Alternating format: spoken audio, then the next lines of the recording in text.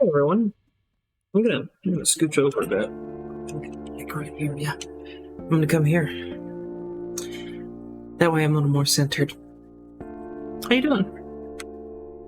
Me today. Just me, weirdly. Doesn't happen very often. Last time it happened was Christmas. Yeah, Christmas Eve. I did a solo painting stream. Almost solo. Because my dad showed up as a special guest. So it was almost solo. It wasn't quite a solo stream. I am back because I need to finish... Come on. There it is. I need to finish painting Hlwynn.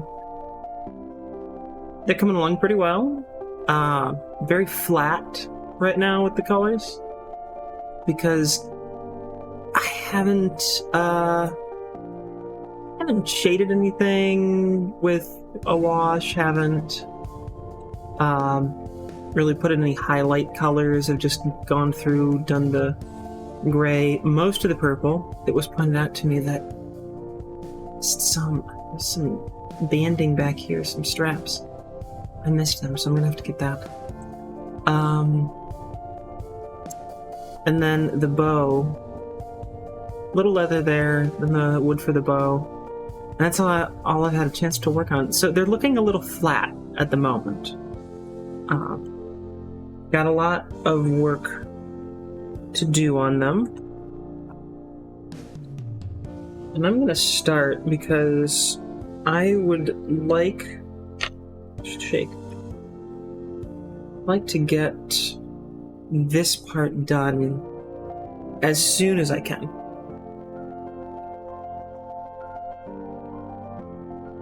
And that is finishing some of these. I don't know if the camera can really pick it up. There, the strap for the... There. Can you see that? That just hint of a line? It is picking up. That line right there, that is part of the quiver. And there's another strap right in there. I had to do the belt outfit. Why is this such a motif in all tabletop gaming? They're just like outfit of belts. I can't even criticize it. I mean, I have made a mini that is like, it's just a belt outfit. All of these things would be held on. I mean, I guess the knee pads here probably wouldn't be. Maybe this little satchel bundle could use something. But what's with these climbing harnesses here? It's on that. So there's like climbing harness type rigging here. And then what's this second? There's like a belt and then a secondary belt and then a strap and there's more straps. And what are these doing here? How much? Like, they're supposed to be kind of shin guards, I think, but they're like all cinched. I don't know. I mean, I'm seeing in chat, V from Final Fantasy, I think that's 9?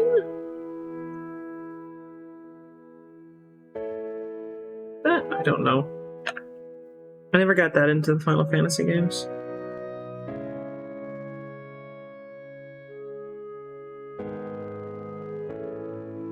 But in like every tabletop gaming, there's always just a belt aesthetic.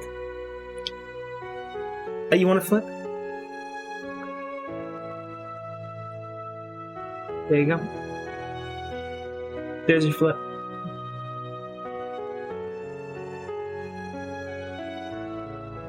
Right. Lulu from FF10. Belt skirt, just nothing but belts. Belts all the way down.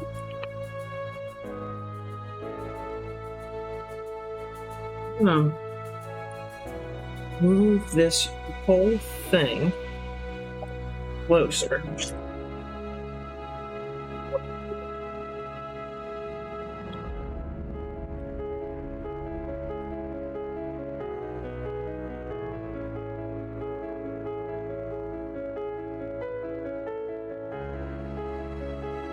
adjustment to figure out exactly how I want to sitting today. There we go. That's better. Better.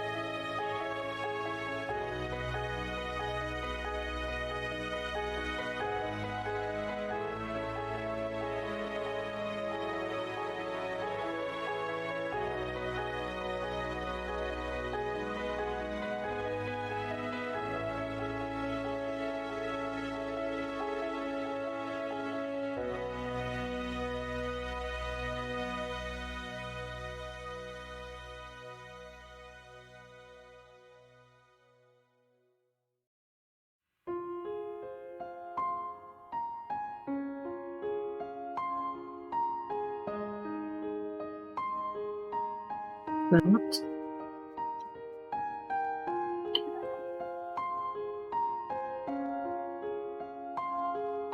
Then let's get this. I'm not too worried. Oh, got a little purple and gray. I'm not too worried about the quiver at the moment. This is going to be real tight.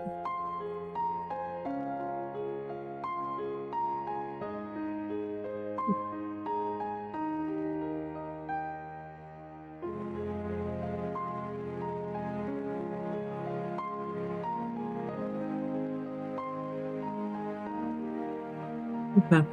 I'll have to do a little touch up on the gray later.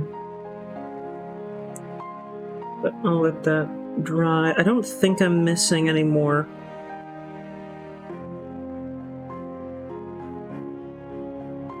So here, there is a pad.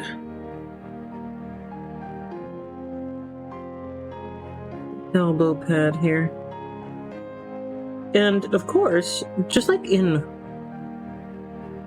real life,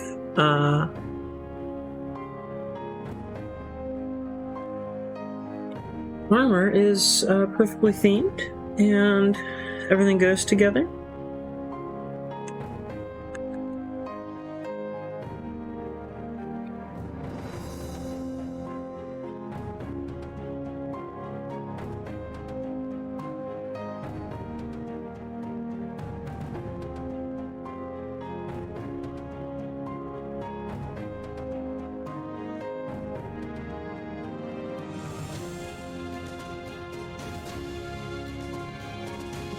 Quite a bit of knee pad or elbow pad here.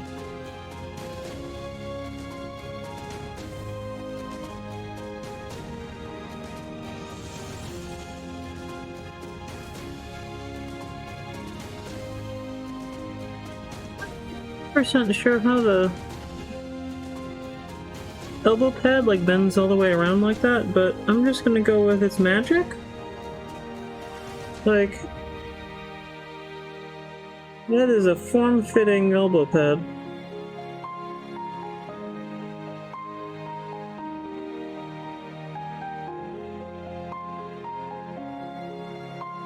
Very form-fitting. Contours to your elbow as you bend.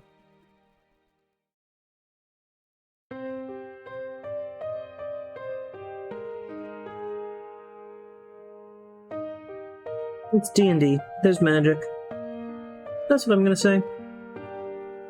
Is anything else I'm missing?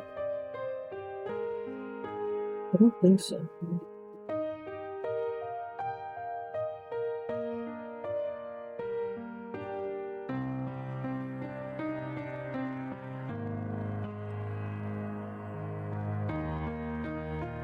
So I've got those touches I just did, the elbow pad, and let's see if there's yeah, there's a strap. There is a strap. I'm gonna get the finer brush on this, I think. Missed one. And there's like a pad under here. Yeah, I guess that should be part of it, shouldn't it? Okay.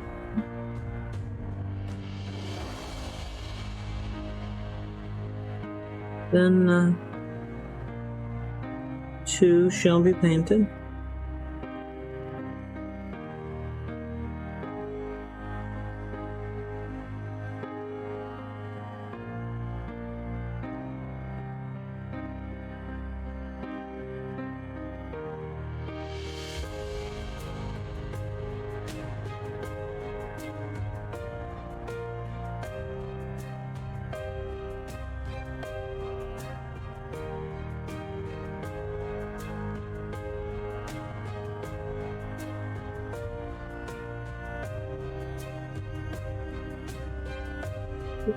But I can kind of see in there. So it will definitely bug me. Not painted purple.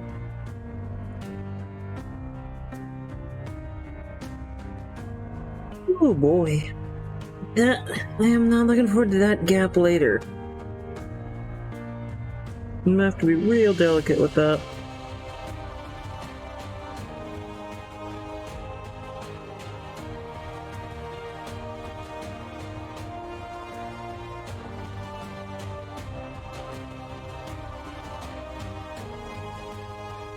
There's even some, the more I stare at this, the more I notice that there's even some stripy bits there.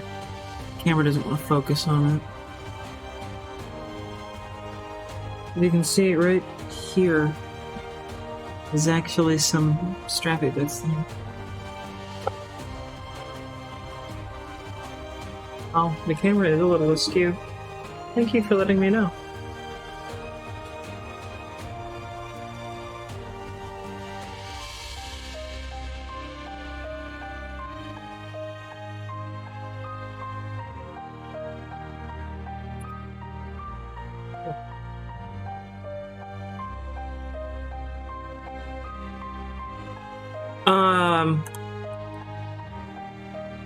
Who asks me? That's someone in chat. Who asks me, does Hlwynn have a gun? And if not, can we give them a gun? Hlwynn does not have a gun.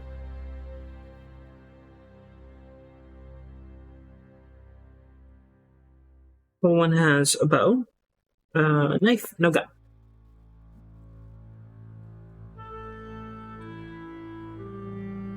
Okay. Here we go, painting incredibly fine detail.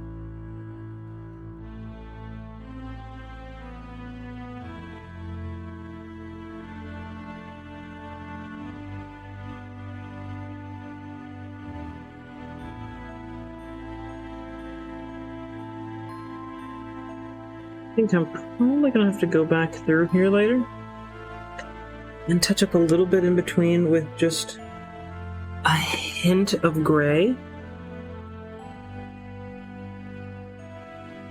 A little gap, and I'm not doing a great job through here. So what I'm going to do is just get that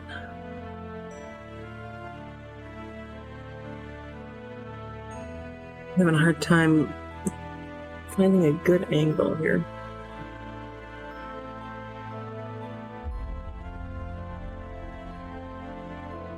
I'm going to come back through with some gray, like I already have to do,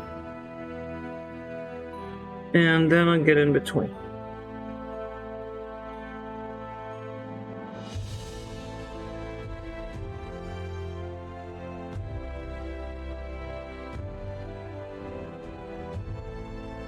Because that's just the way it worked out.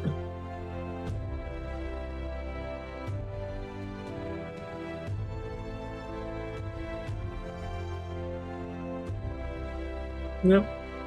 I'm just gonna have to do that. Oh well.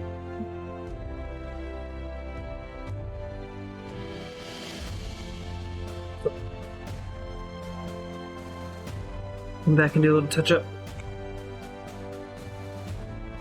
But that will need to dry. So, in the meantime, we'll work on other parts.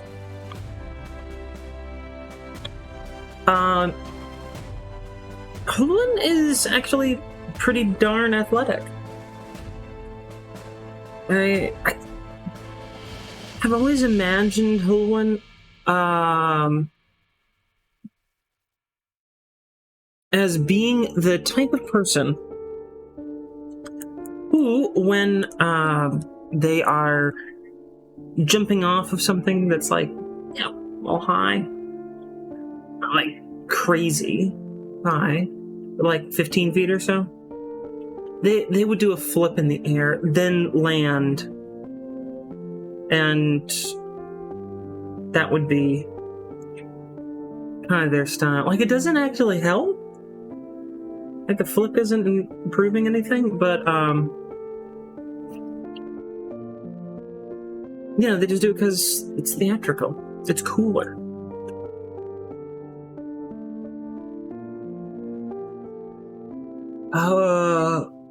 So the athletics check in D&D, I'm being asked what is Hlwynn's athletic check. They're not very strong. They're not the strongest character out there. And as a consequence of that, their athletics check isn't the best, because athletics is based off of strength. Their acrobatics check is much better. Oh, yes, Othal, they do a complicated dance to get through a laser field, steal the item, and in their excitement walk into the laser on the way out. That is exactly what Hlwynn would do. Precisely 100%. They're a very exuberant person. They're very energetic, they're very, they're a happy person. And they're just they have a bubbly personality. And they absolutely can't figure out how to have an exit strategy. They can't figure that out. They just can't. They have no idea how to leave a place. They know how to, break into the place, but they have no idea how to leave. They always screw that part up. Well, so I'm being asked by who 128, do they have any spells? Specifically flavor spells, the best spells? Well, I do concur that flavor spells are the best spells. But I'm not gonna tell you what Hlwynn's spells are. I'm not gonna do that. Because that would be getting into game mechanics. That would be revealing parts about the character that maybe I want behind the curtain a bit right now. Keep it as a surprise. You never know.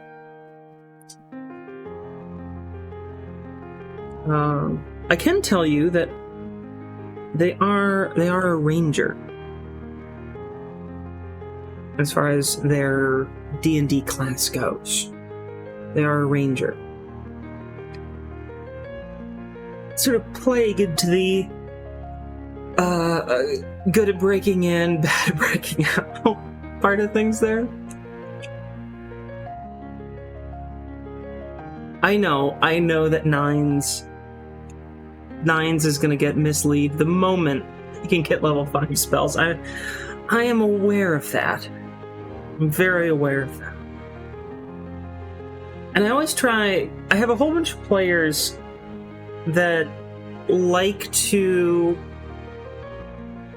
engage in the spellcraft of storytelling and non-combative, non-damage dealing ways of ending combat. So I try to make combat possible to end through that.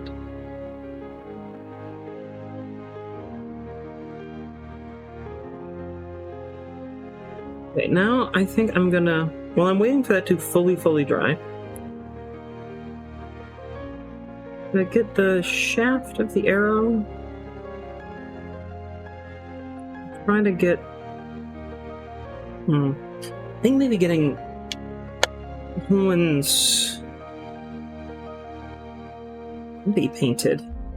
They don't have a... They're very armored. They only have hand there, which they leave exposed to help hold the bow.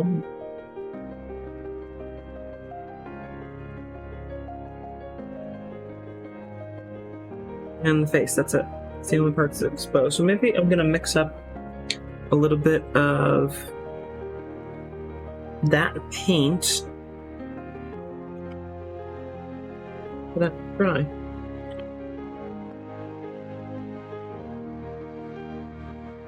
Not a guide over here.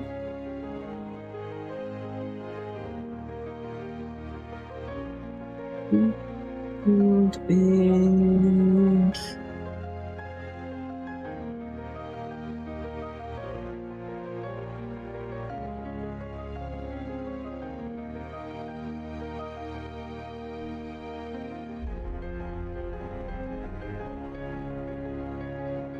you're not wrong, Who.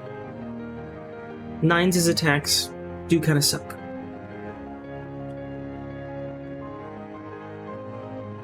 So yeah, I mean, having these sort of asynchronous combat of your teammates hit people and then you just tell them they suck and go away. I like that.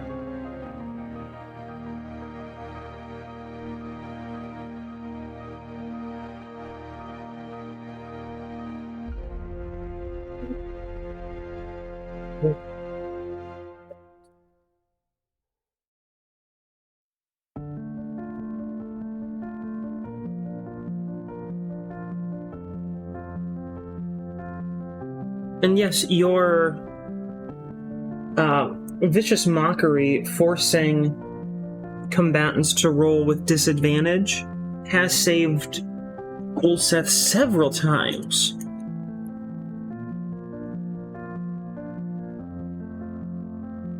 So there's always that.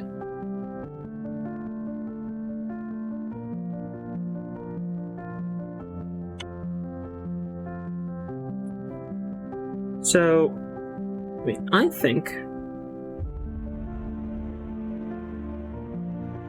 you have more use for your damage dealing spells than sometimes you remember.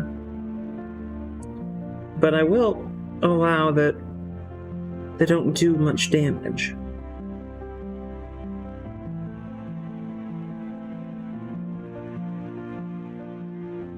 And I was dumb and gave Ulseth, our party's fighter,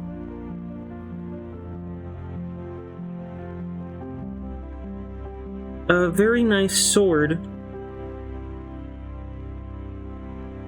And I think you guys were level 2? I think you were level 2 when you got the sword. And he's probably never gonna get, like, another sword. It's probably gonna be, like, the sword for the rest of the campaign.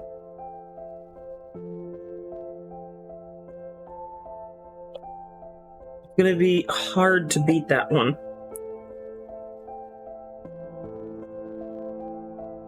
His flamey sword.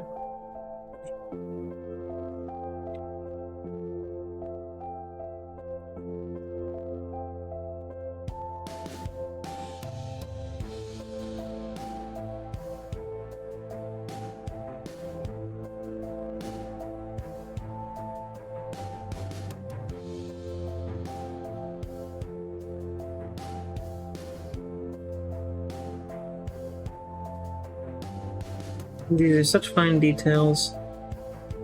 I'm going to be a little pedantic about cleaning my brushes right now.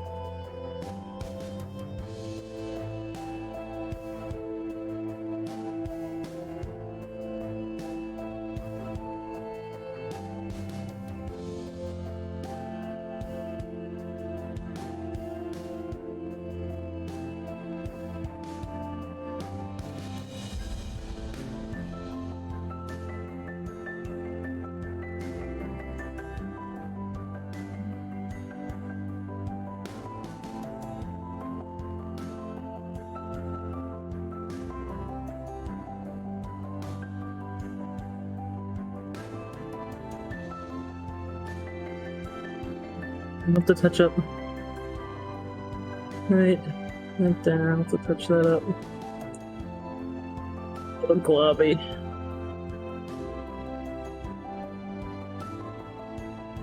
I'll be okay though.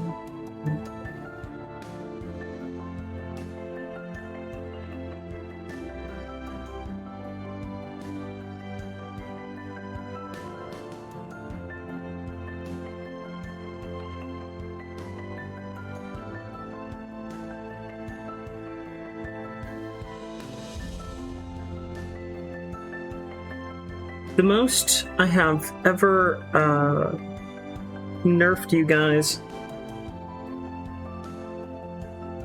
was taking away the fire damage on Flamey Sword. Not by making the enemy immune, but by having the enemy absorb it and heal with it. That was mean of me. But, oh boy. That slowed that fight down. When y'all couldn't use the Flamey Sword to damage enemies, it had to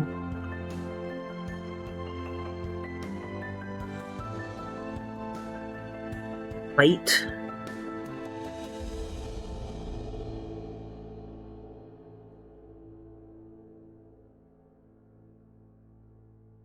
Without it, that made that fight go on for a while.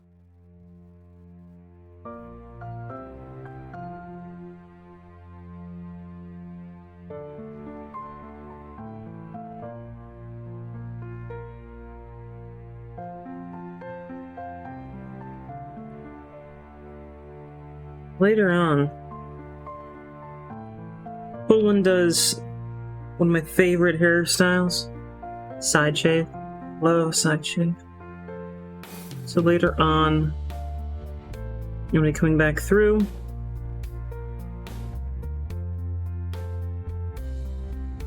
And you're doing some dry brushing with a wash to get that sort of faded buzz hair over on the side of their head.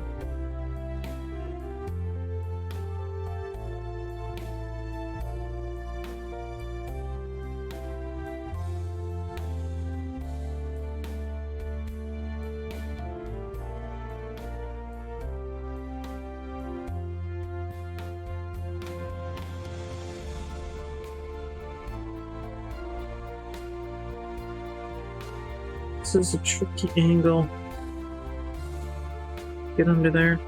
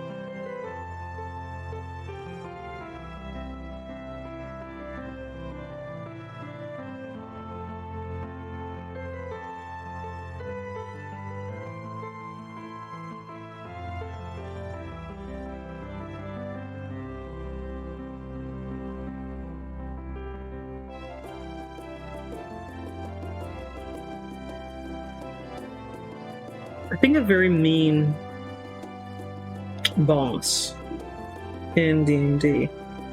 And this would be sort of variable depending on your party. The very mean boss would be a boss that's based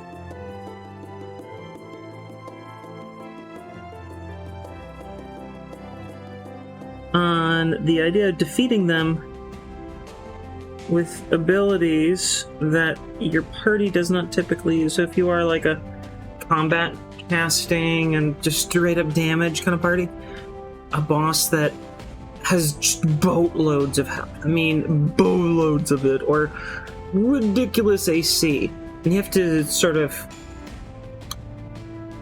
insult them, convince them, you have to persuade them not to do things. Or vice versa. Just an absolutely, completely thoughtless enemy, like a construct that has one instruction and it's kill the party. Now that's it. And that construct can only be defeated with just lots and lots and lots and lots and lots and lots and lots and lots and lots and lots and lots of damage, right? But your party is one that doesn't really do that.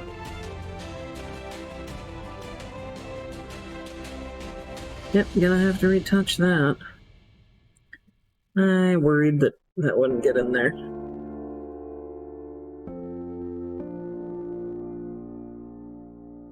Got the need to a wee bit of touch up.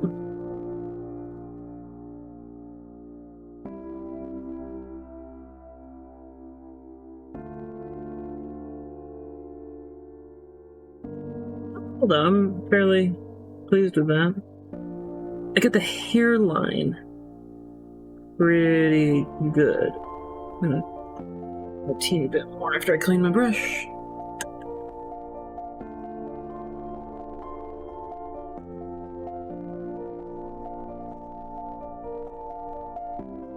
I apologize if the camera work here isn't the best during these parts.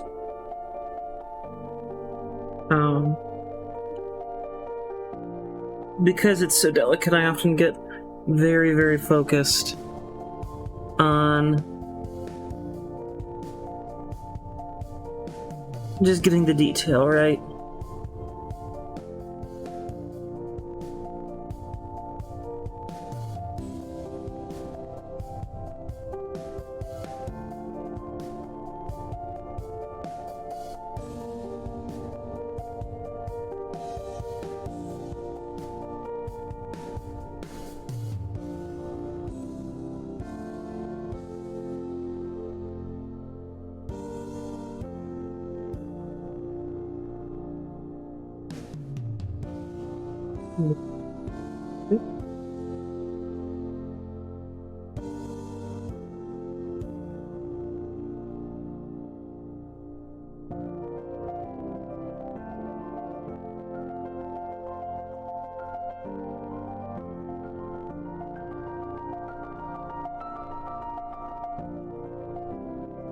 Green there.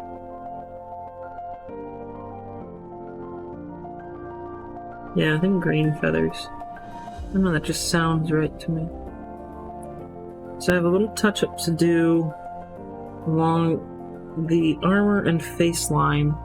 Right in there, I'm trying to get an angle the camera can see. See, there it is. Yeah, that's bleeding over. Go back and touch that up. And I'm gonna have to... So you got some of the skin tone here. I have to touch that up too. Not too bad considering the really tight area I'm painting in. Oh, I almost missed. Almost missed. Very fine detail.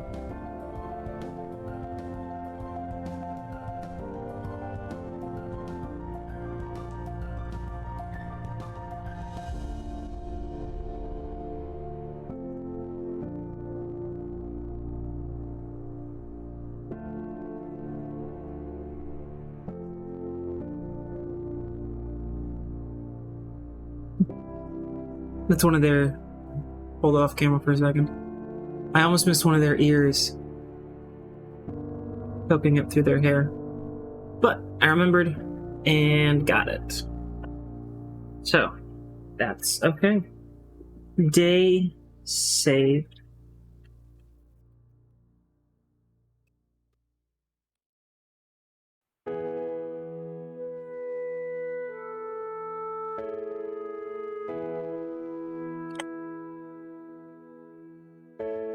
So that's all drying. I think...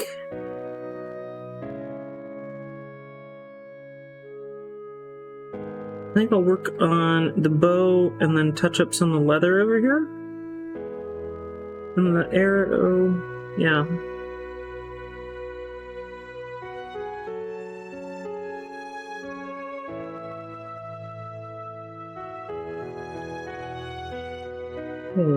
I'm also gonna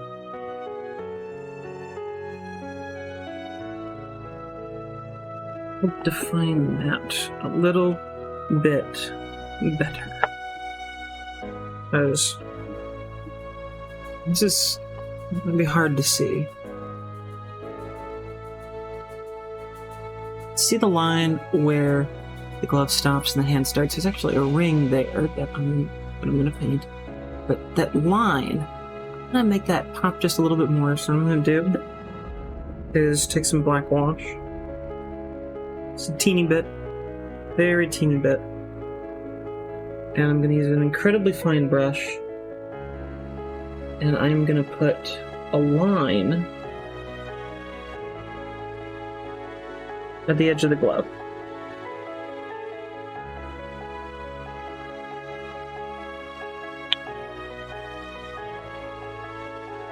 Using the wash with a dry brush.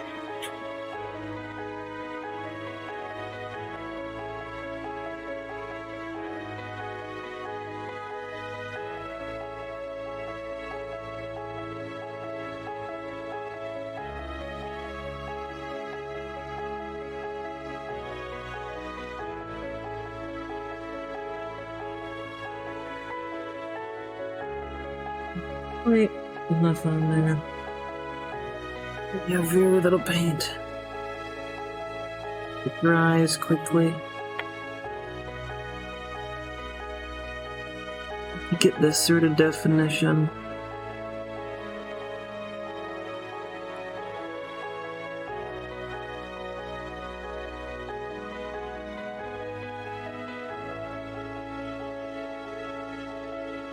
Patience.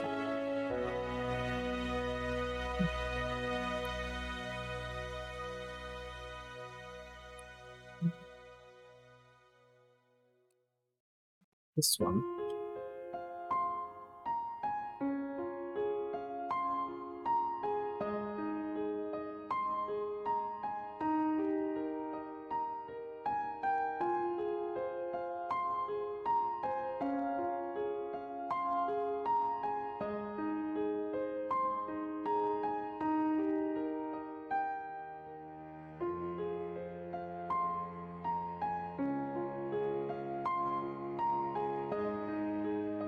There's just a little more definition there. Just a teeny bit.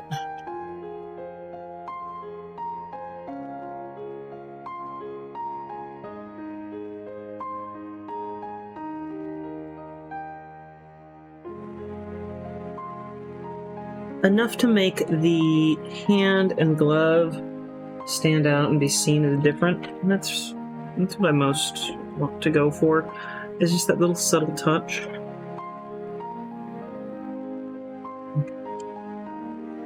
Quite like this red-brown for a lot of woods. I think I'm gonna go...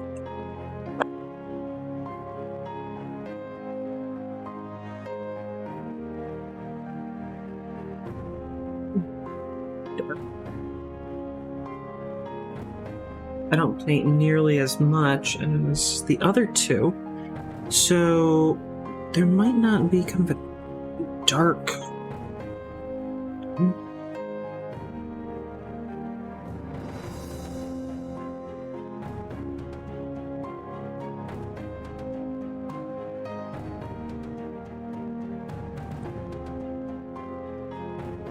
There's not... I'm just mentioning that. I'm making that up. But the flat brown is a little bit darker than the red brown, so I think I'm going to use the flat brown.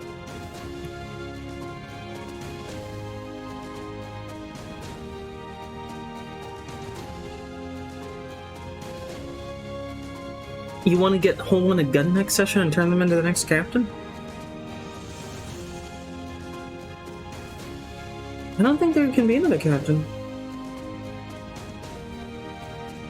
The captain is evasive and mysterious, and also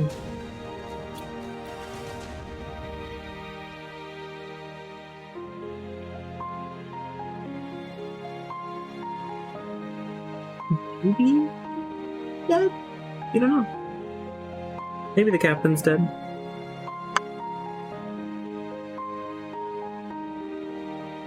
I have no idea. If the captain is alive or dead, you don't know if the captain is alive or dead. Now I'm taunting my players so they'll get mad at me.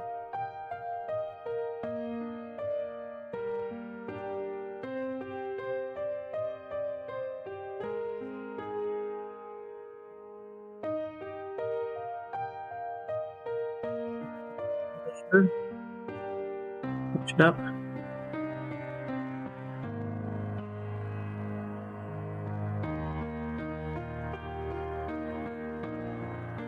Putting this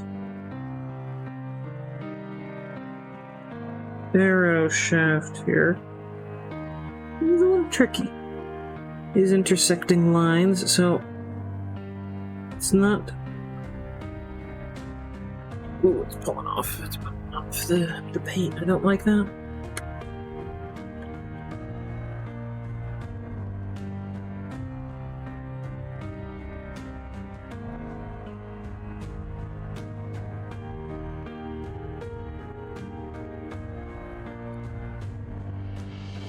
To do this until now, but I think I'm gonna have to pull this paint out and thin it a bit because it's pulling off. Don't need a lot of it.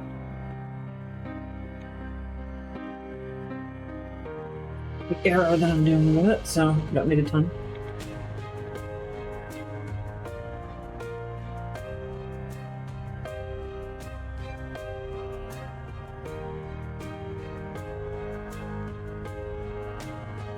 Players are threatening that with one of the characters getting art at some point in the future, the captain getting art, that he better not be dead. Oh, you know? Sometimes things happen. Sometimes things happen and you can't control it.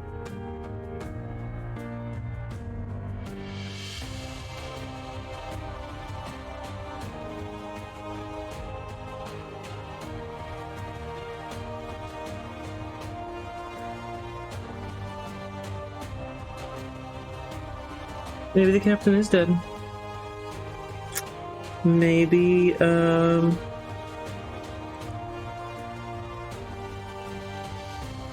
he died at sea, trying to ferry you into this country. You guys paid him and helped you survive?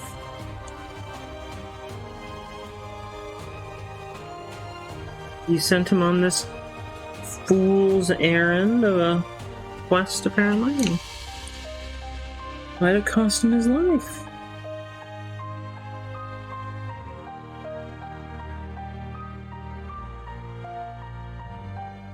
You don't know.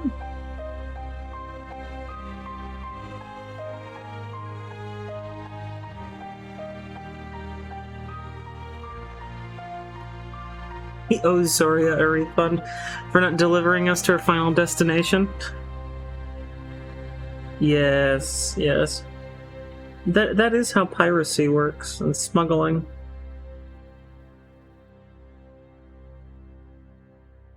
The The last mile promise will get you to your destination, even if the authorities come shooting at us. That is what happens.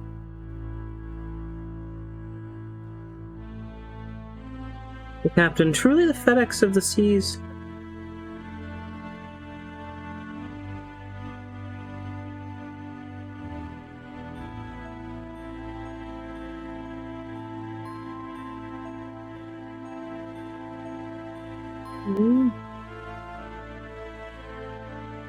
Let's see here.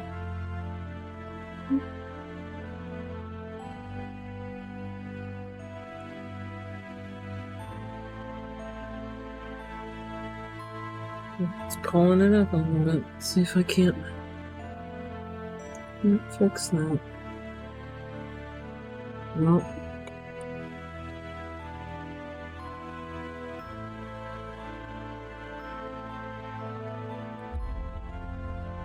This primer and these paints, they do not like each other.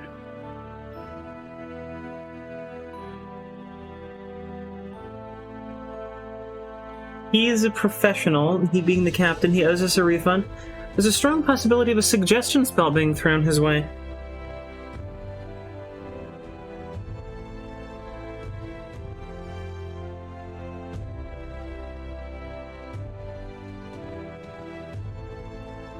I will remember that, said the DM with a smirk.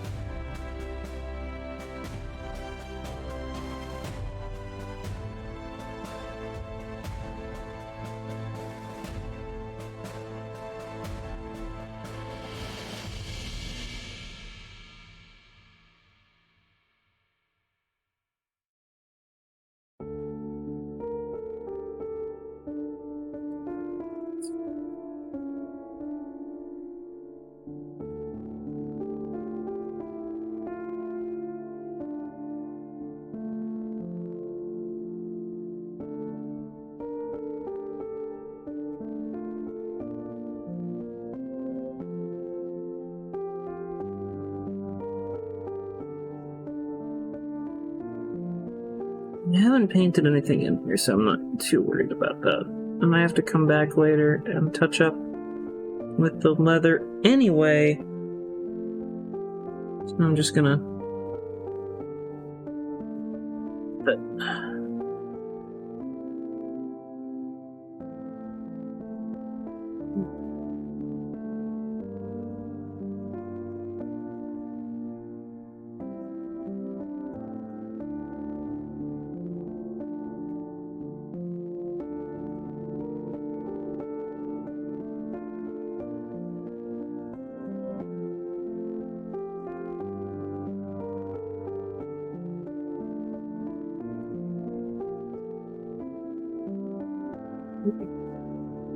That eyedropper off. I know there's an eyedropper around here somewhere. I could use one.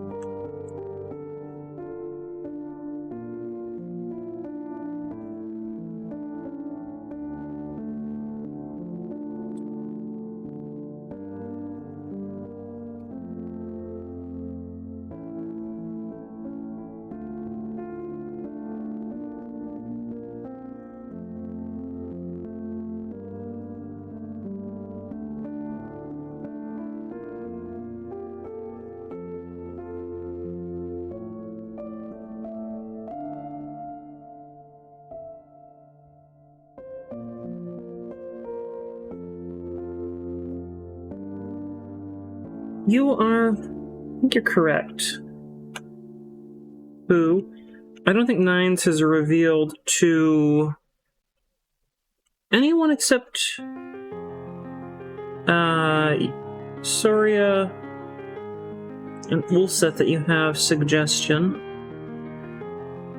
Although, Hlwynn did witness you using it on the Keep Commander that you kidnapped and now are trying to help smuggle out of the city. So they're probably aware of you having that ability.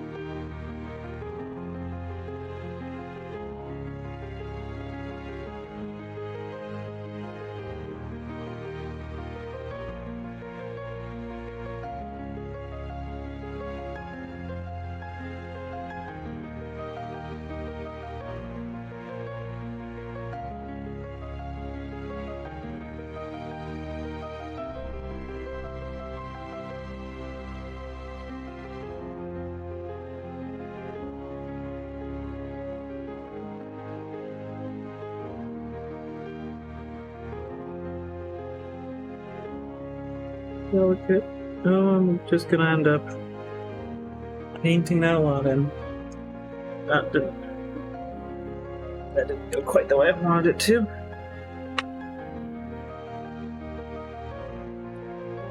That happens.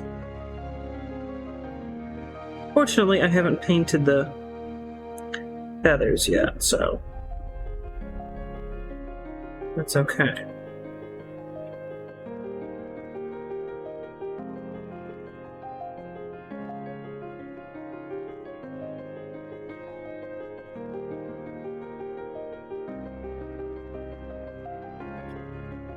You're right. Going back to sleep while the night vets take care of your pets is a perfectly reasonable persuasion. Yeah, that was very reasonable. It was so reasonable that you might even call it, the magic doing a lot of lifting. You might even call it that.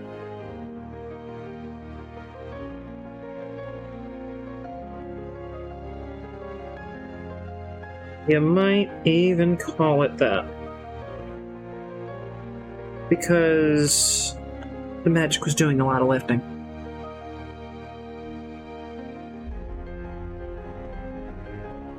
The magic held it back. Sure, the magic held it back. Absolutely.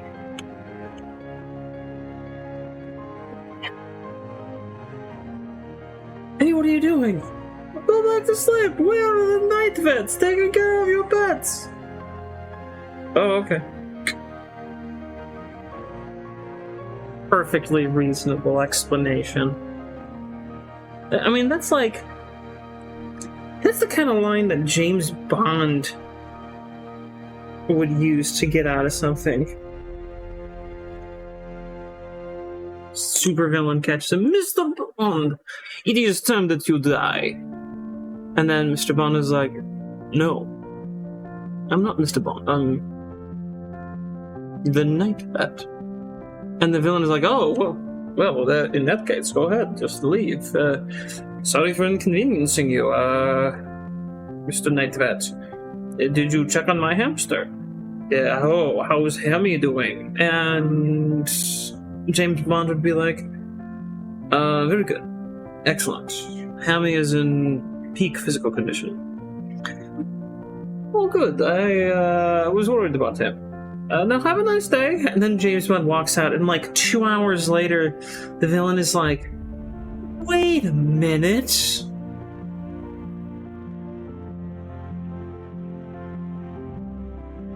That night vet never sent me a bill. I need to find him so I can pay him. I might be an evil supervillain, but I don't steal from people I hire to do jobs for me.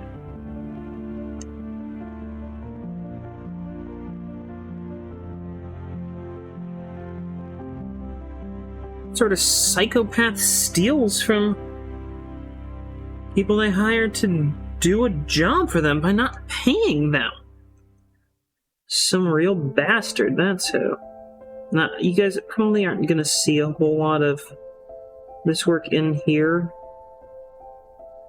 as I'm getting the underside of this arrow. My apologies. These slightly boring shots, if they happen.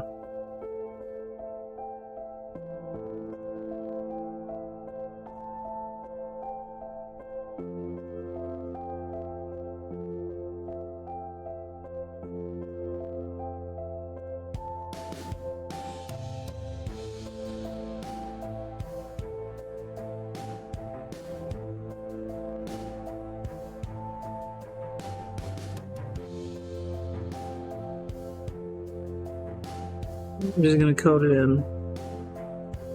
I was thinking, oh, I'll try to be delicate and get that. No, I'm just gonna code it in. Is there any part? There's a teeny little bit in there that I need to get. Teeny little bit. This is gonna be a really tricky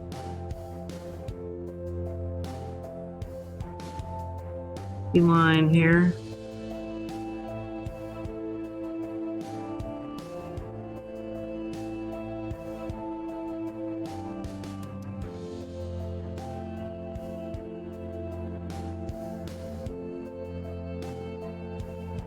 I think that'll do it.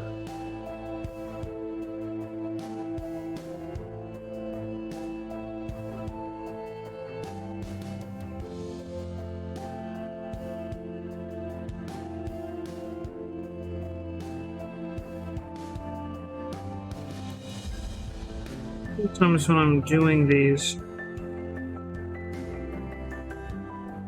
I find myself really tensing my muscles to make sure that I get the model very steady. In tiny little details.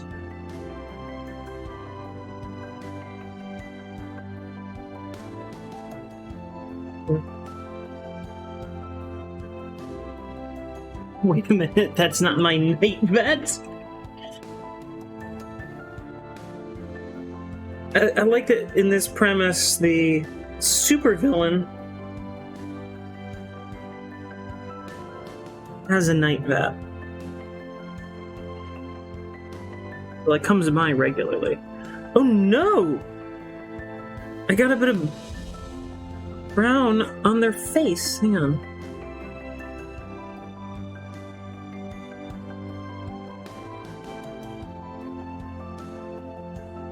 That was close.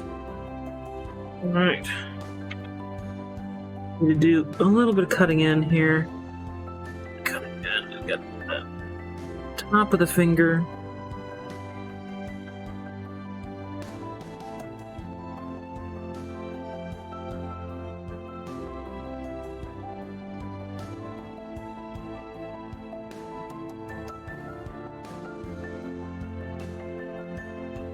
And as delicately as I can. Being very delicate, being very delicate. Yeah. And I'm sure I'll need to touch up the leather.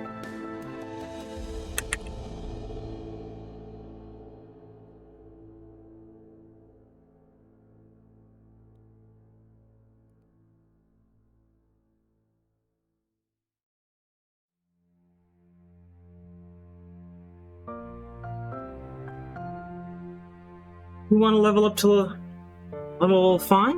Is that what you want? Let's see what happens. You might get to level up.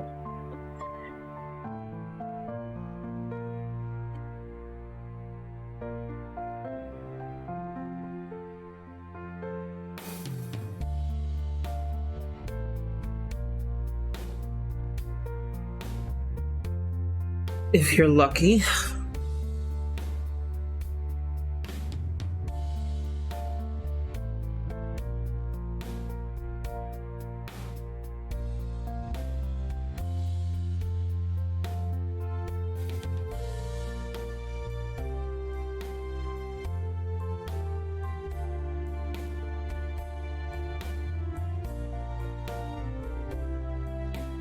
Little.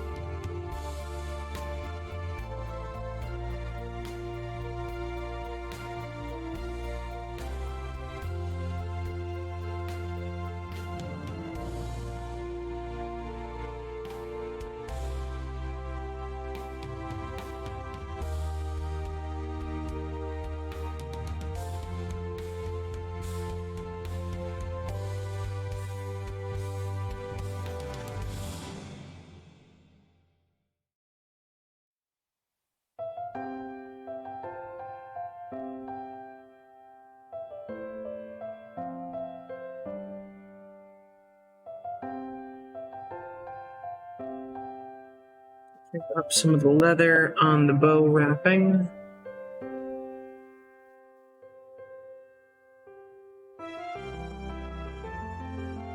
You get way more useful at level 5. Well, that's true. Your inspiration, like you said, it does become a D8. Oh, is that when you start to recover inspiration pools with a short rest? Yes, the short rest. That's very, very useful. 2 level 3 spells. Wonder what you're gonna do with those level 3 spells. Do you have any plans for them?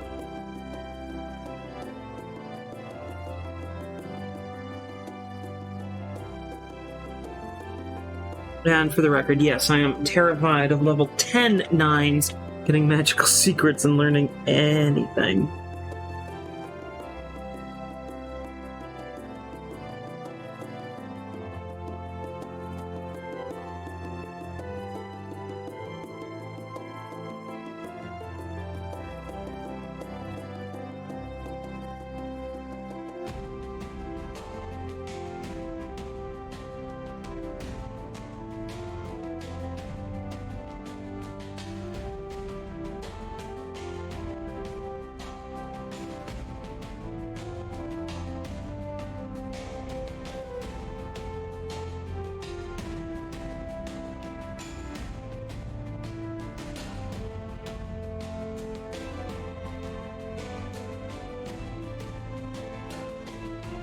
Fireball.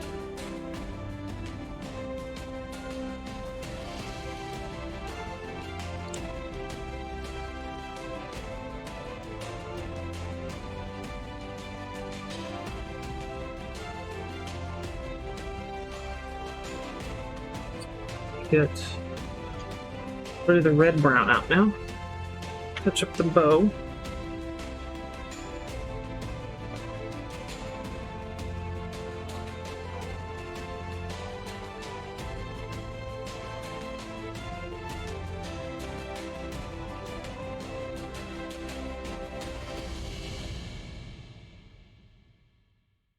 Sometimes these caps really stick on here.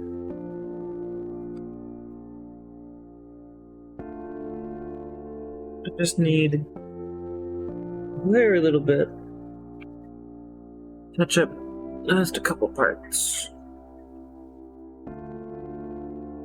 Really don't need much. Need here. Just some smoothing elements.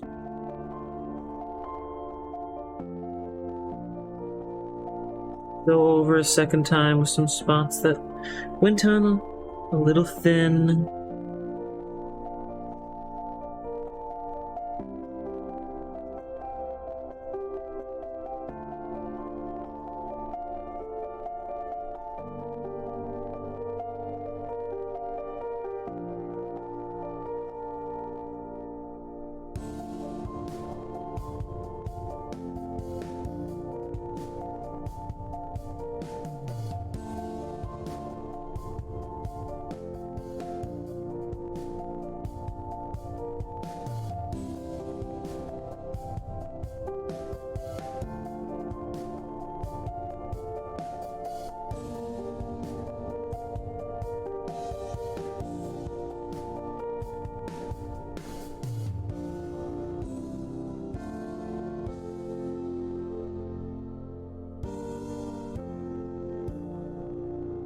Gloria just gets level 3 spells when she levels up.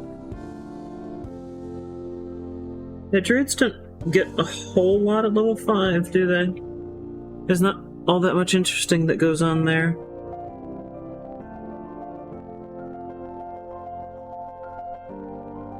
Like, well, level 5 now. Enjoy. You go, oh shit, okay, sure.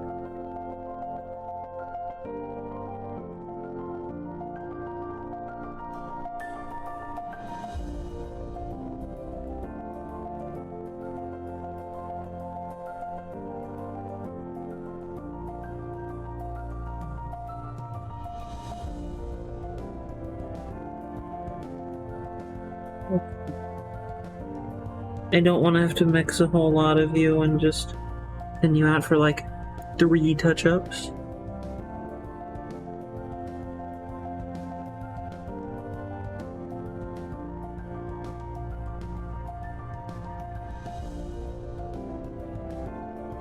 Better, huh?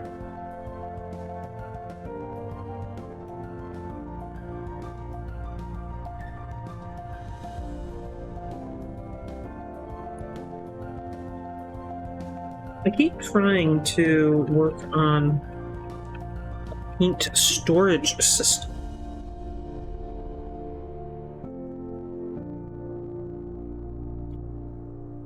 I've got an idea of what to design and how to design it, but I need to sit down and actually model it in a CAD program and take measurements, because my idea is to create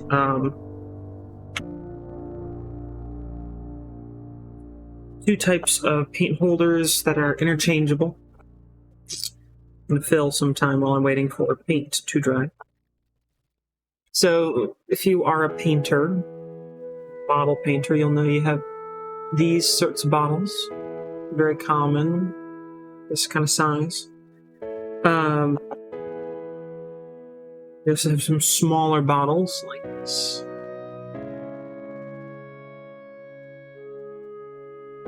Then you have many bottles like this. I'm going to set them under the camera here so you can kind of get a comparison. There we are. So yeah, those are your like 3 common bottle types. And the problem here, I'm going to pull this camera out so you can see, is that if you have a pretty good collection of paints, you wind up with this.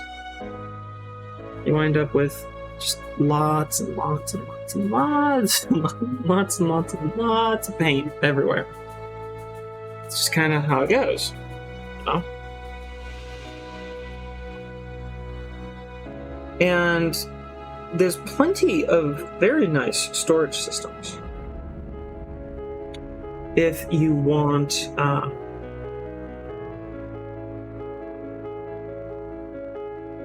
to rack against your wall. If you want to rack against your wall, it's great. We don't have a wall. We have a large painting table and then open space. We have like our streaming computer and monitors and things there.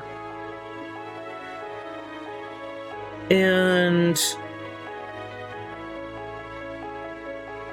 the problem with all of those wall-mounted things is that you need wall. So I've got this idea for an interlocking stacking paint thing. So you would have an arrangement of bottles like this, and I would be put together sort of like so. And then there'd be about 12 of them across, so like 6 across in 2 rows, maybe 3 rows. And that could be printed off so you could drop these paints in, and they're kind of angled slightly, so they come at them, and they're held sort of like that. So you can get a good view of the top and access them. So like one row would be like here, and then another row would be like here, you know. So they're sort of stacked. I don't know how extreme I'll be able to get the angle in this print and keep the center of gravity low. But they could all stack. And you could stack them 3 or 4 high, and you could set them anywhere, and they would all interchange, so they'd have like a little peg that you could set it on, and then just like, boop, you pop it in, and they'd have feet on the bottom to give it more stability that can just pop in the interlocking hole. I don't know how well I'm explaining it, probably not very well. Should probably draw it, but I'm just killing some time while I am waiting for some of these materials to dry. How about we get in there with green? I'm thinking, let's make it really...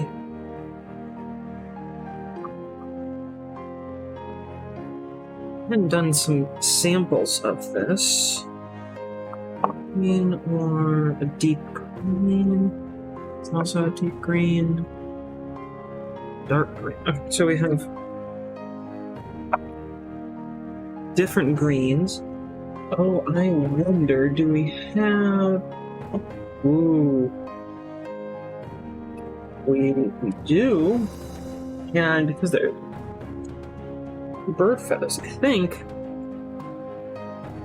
might use some of these new paints. Let's see how it looks. Now I'm excited. Ooh. With the new paint here. I've been told they're thick.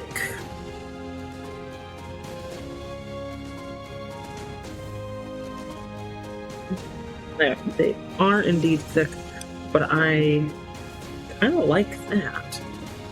What's this one like? Let's shake this one.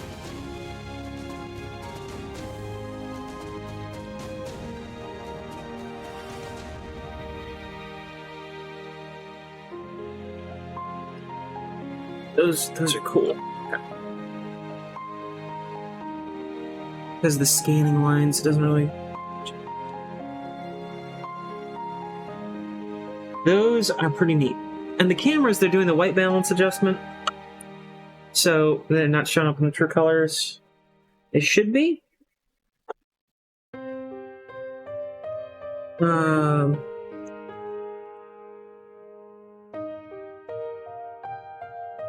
It's unfortunate for you guys because they are really cool. I wish you could see them in true colors here.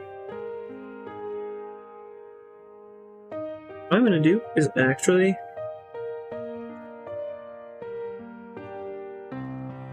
mix them, because I'd like to get something kind of in between. Oh, that is nice looking. I like how this is coming out.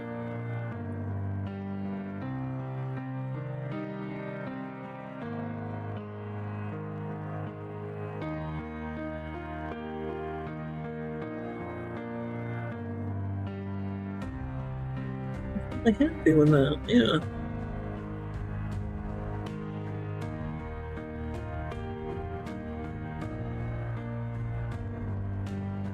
my players' enchant time, but what spells they're going to take for level 3.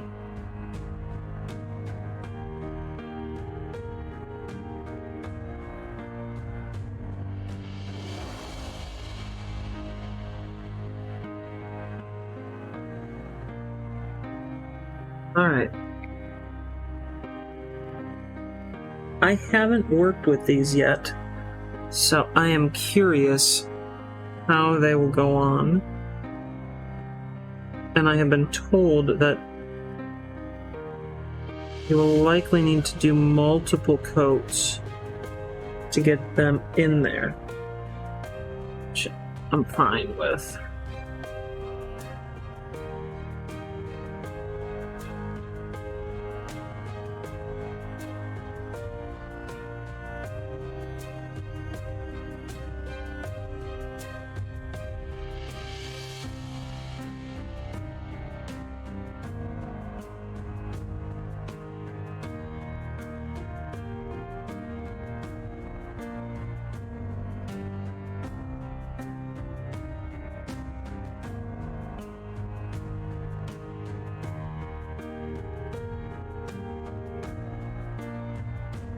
That's a very tricky angle.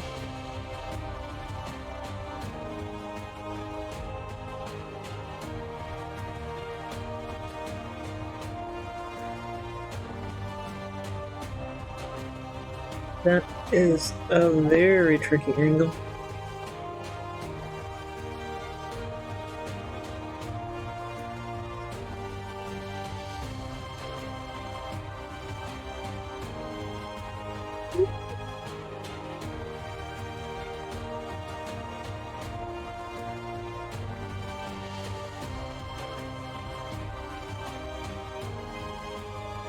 Oh, darn. Got a little bit on the main figure. Very teeny bit. Not much. Just enough to be annoying. That's always the way. Just enough to be annoying.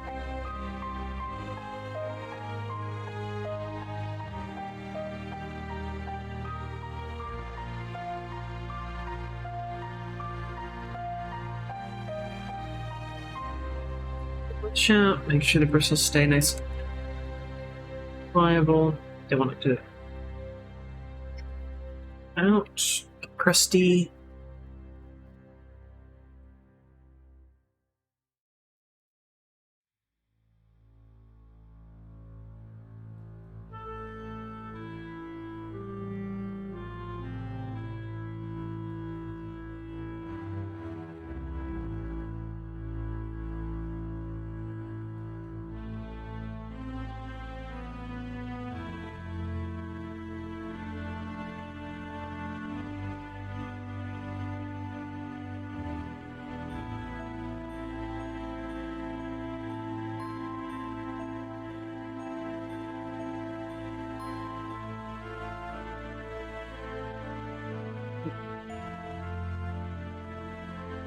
Let's see if I can get in here and do not.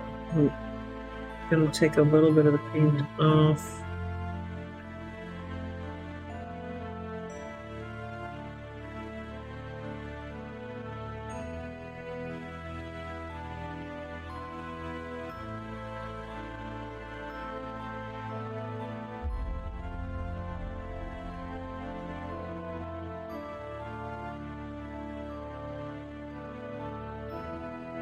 But I have a tiny touch-up on a gray.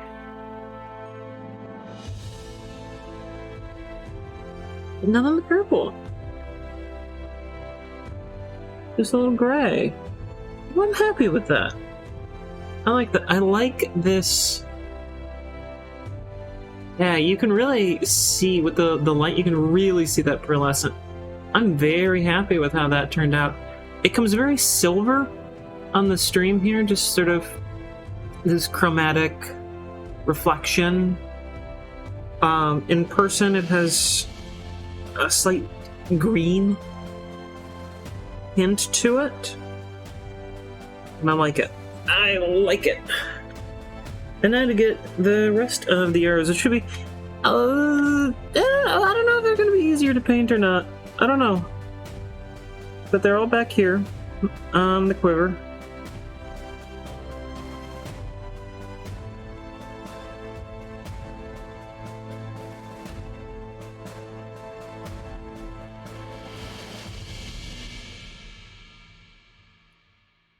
These really are thick paints.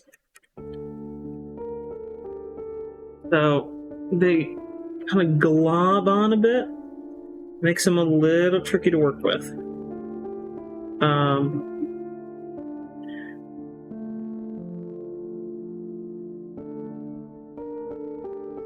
But the end result is really cool.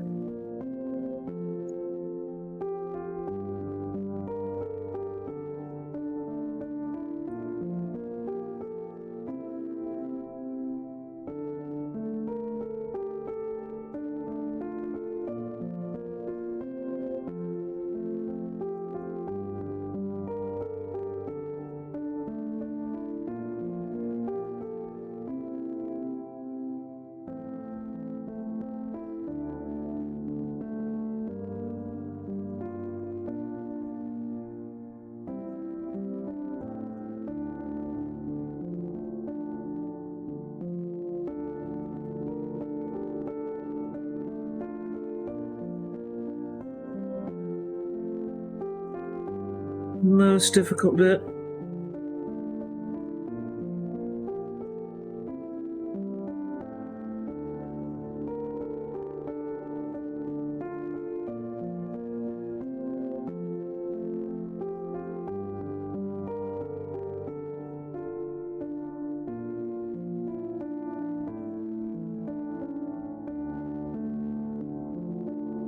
Quite nice.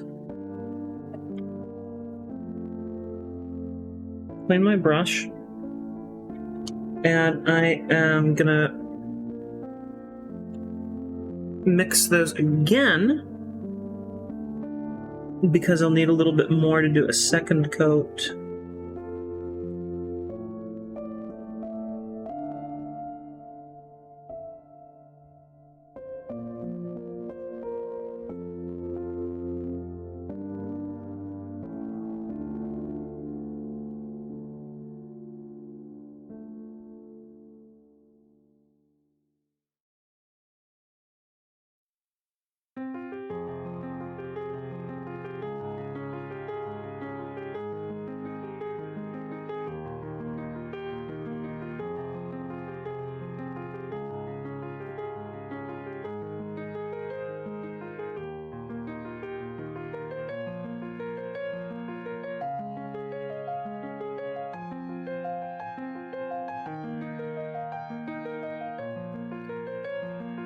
That for a minute.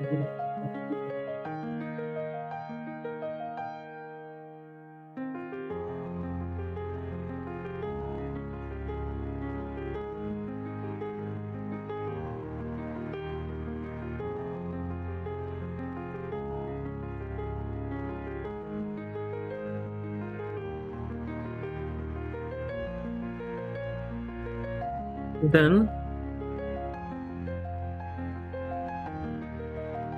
again,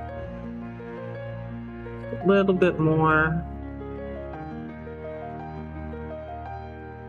Make the color saturated.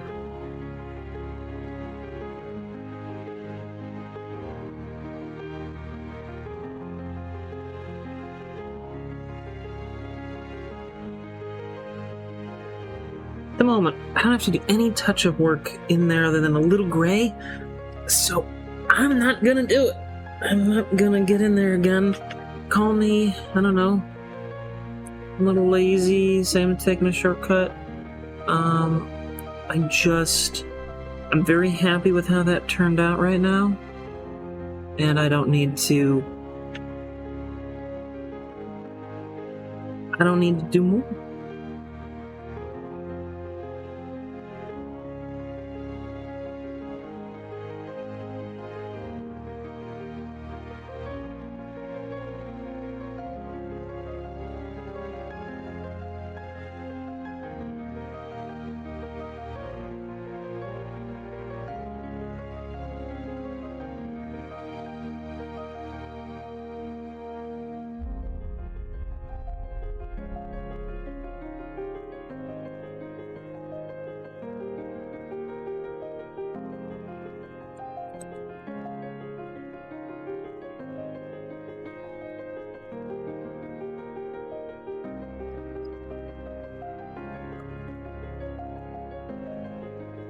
So, over the last weekend, and into this week, starting Saturday, going into Sunday, Monday, and Tuesday, we were, cleaning and cleaning and cleaning and cleaning and cleaning and cleaning and cleaning and reorganizing. Mostly reorganizing.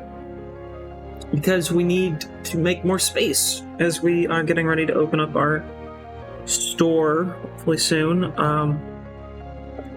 Printing off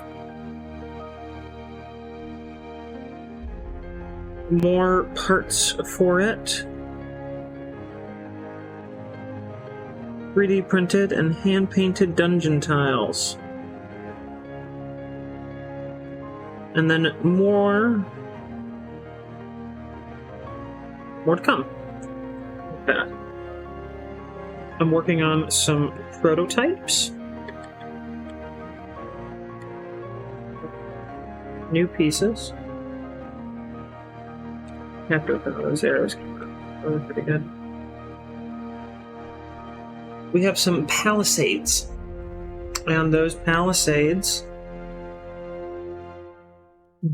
they don't,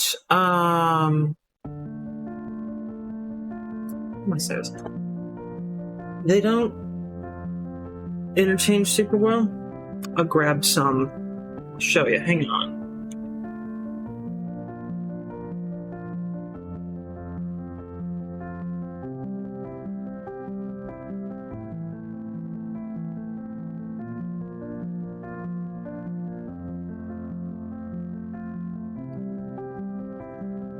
These are the palisades I was talking about. There's kind of like the big camera view. Here's a little close-up. One. So they look like this. They are distinct. They actually have little bracers on the back wall here.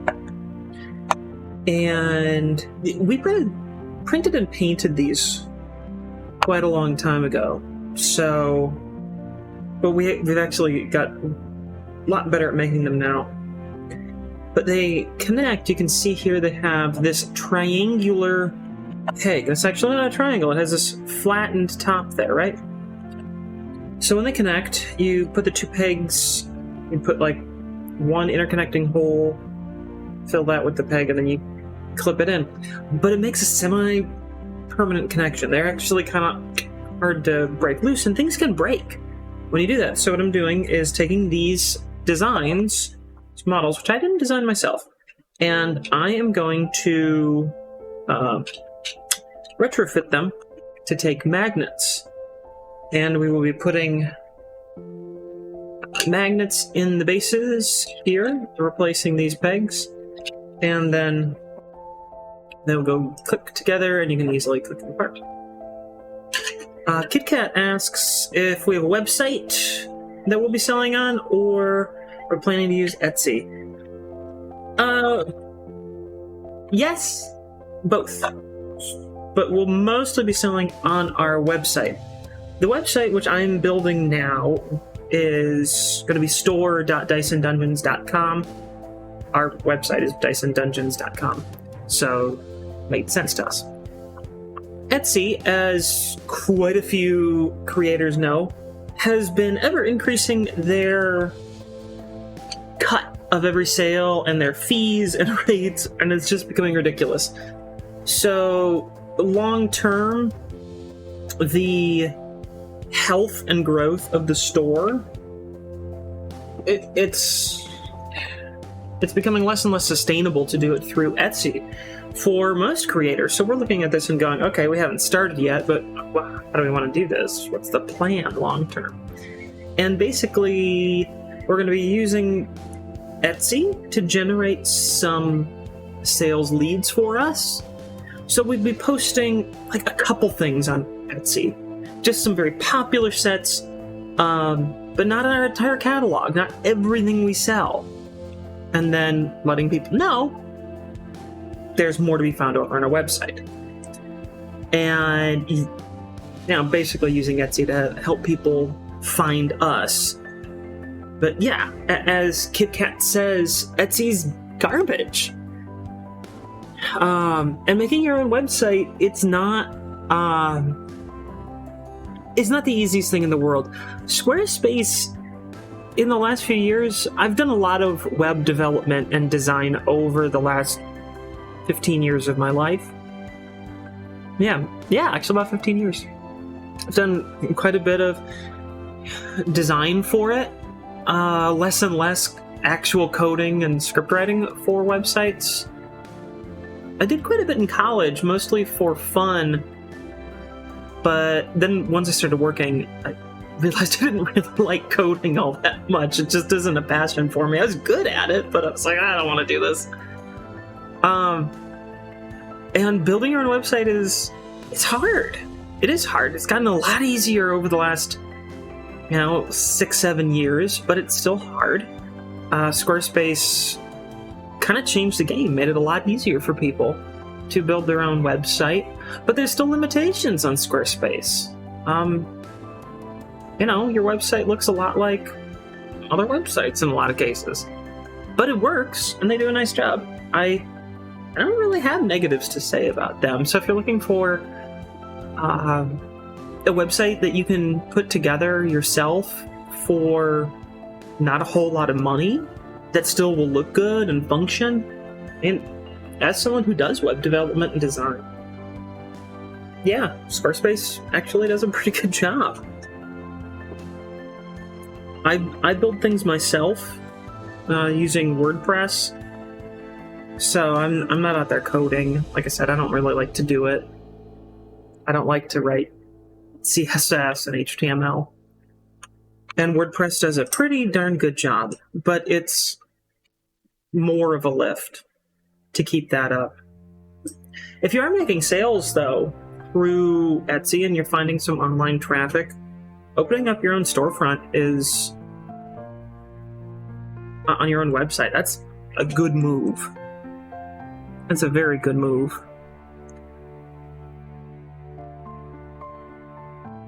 Kit Kat says, I think Squarespace is where I was thinking about going through once I'm able to build a site. Yeah, I do recommend it. Because you can do it yourself. And it's not really hard, and they make the tools easy for you to access. The customization and flexibility is less so. You are locked into their designs.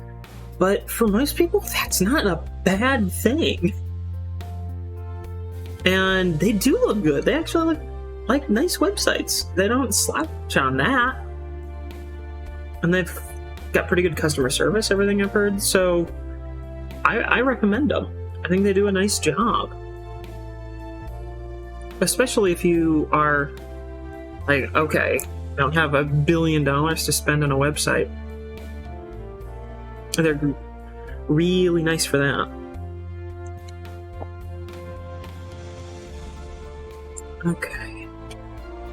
Paints should be dry. So I'm gonna pull out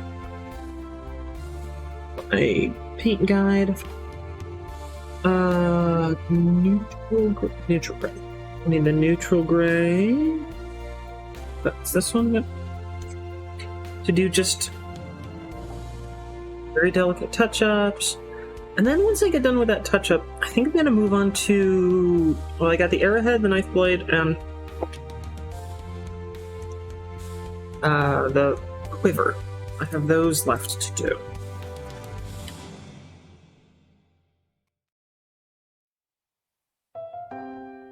At least as far as just the base coats go. Then I need to wash, and I'm doing different washes on different parts of this, so there will be, some delicacy with that one.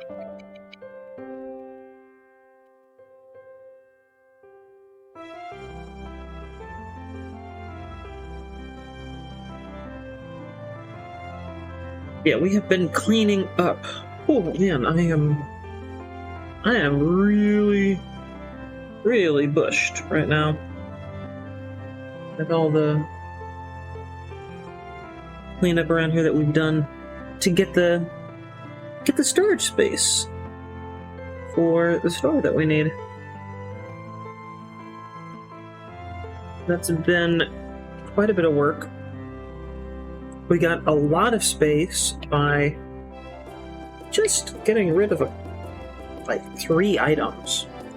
I mean, one was an old couch we were storing, wondering if we'd ever have a use for, and we just decided, yeah, we don't actually have a use for it. So one was a couch, I'll say that, but the rest weren't very big. The house has more room for our inventory now, a lot more room. And we should be pretty good to go. Store. Now we're just building up inventory. I know it's very much in the wishful thinking category, but I'm trying to build a stock of inventory so that if people really like the store, we can keep selling and not go, oh my god, we're totally out of all our inventory. Wishful thinking, yes.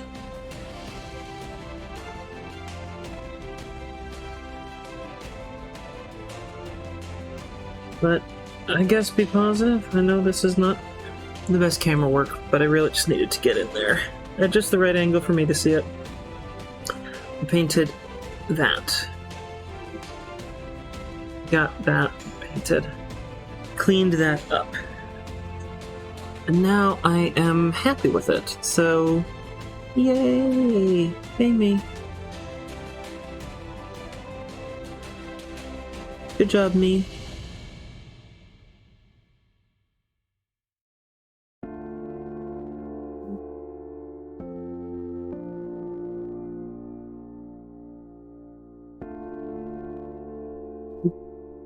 The touch-up went well. Perfect. Lovely.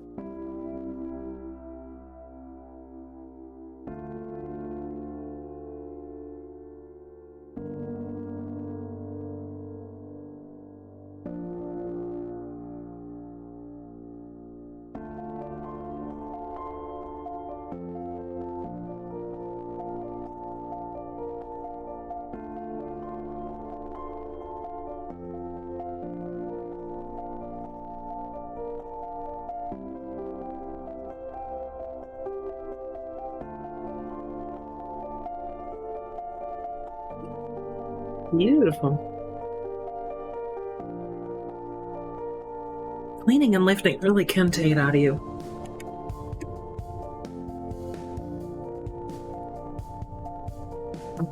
You know what? This isn't really embarrassing. This really isn't. I was thinking, this is kind of embarrassing, but I'm like, wait, no, it isn't. It's just normal people things. So we have a bathroom in our basement. Which a lot of people do. And we didn't really use the bathroom all that often for a long time because we just didn't really use our basement for all that much. But then we put a studio in the basement. And now we have more of a need for a bathroom. And we didn't really do anything with it. And the bathroom, the reason we didn't really do anything with it is because it was where we had our kitty litter. We have 2 cats, as everyone knows. We had 2 cats, and that bathroom was where we stored their kitty litter because it helped contain the dust from the kitty litter and contain the litter itself and the smell. I mean, it's kitty litter. They're taking a shit, man. So we had this bathroom that had been the kitty litter repository for... oh, man. I think about 8 years. And we've slowly switched. We were using the traditional clay litter for a long time. And then we started using...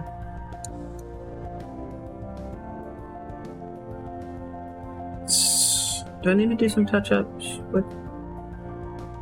I just need a purple. That's what I really need. Sorry. We switched from using the traditional clay, which was the dustiest nightmare imaginable. It just tracked everywhere. It was super dusty all the time. It was terrible. Then we switched to using this like clay and like walnut hybrid. It was red. We used that for a few years. That was better. But it tracked everywhere. Very low dust, but tracked just everywhere. And now we use this like corn husk based stuff. There's very low dust and very low tracking. And it does a really good job. I have been pleased with it. So we've got that now. But we hadn't done like a deep cleaning on the bathroom for quite a few years. Like a really deep cleaning, because I never really used the bathroom, and it was just the place the kitty litter was. Well, we ordered a resin printer. I'm trying to get underneath the armor pad. See how there's a little paint there? I need to cover that up. We ordered a resin printer. And you might know, or at the very least you might have heard me talk about, well, resin printing does give off a lot of chemicals.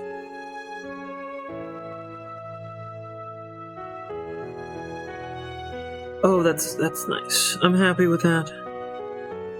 That's pretty good. I don't think I'm gonna get better.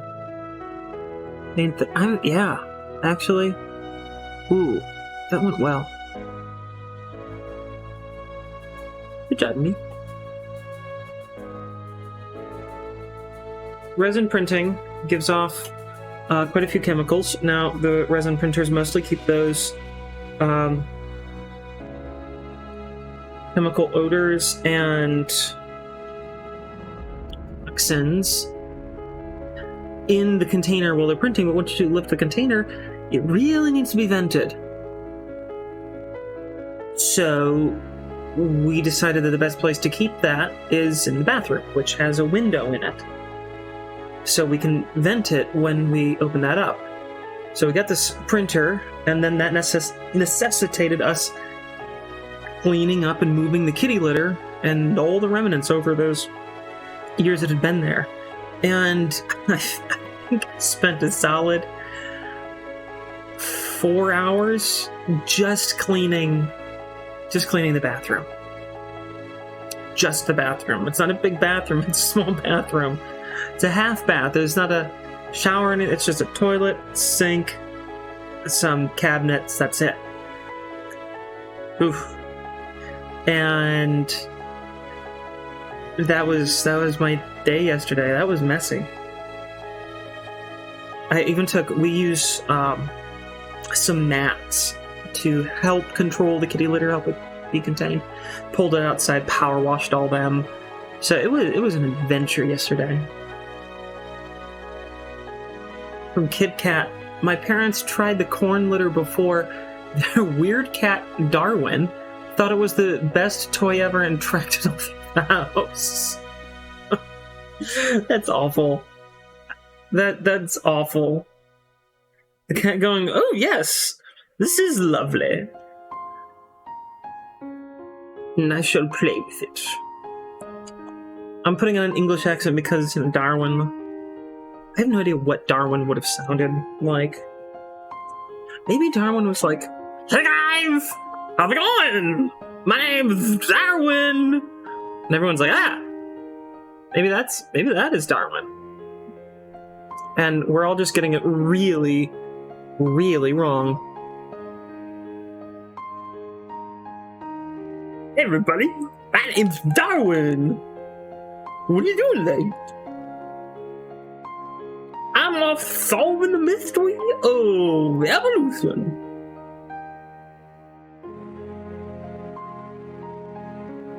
That's my Darwin voice now, and I'm stupidly pleased with it. Everyone who knows me is like, "Oh shit."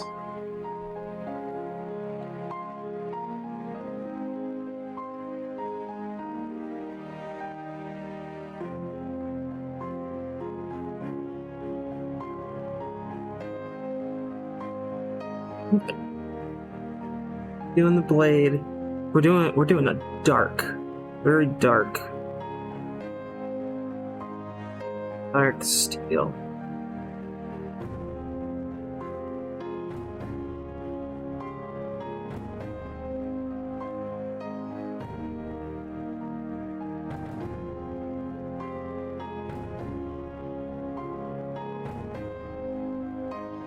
Now, this particular paint is very watery, as you can probably tell, and it covers a lot.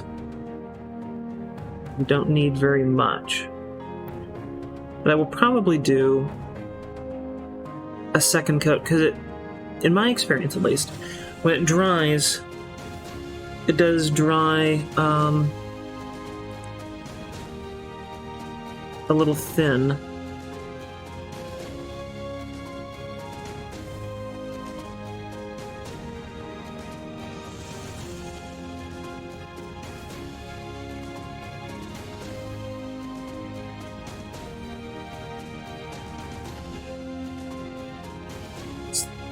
Tiniest bit. Just the tiniest bit. There.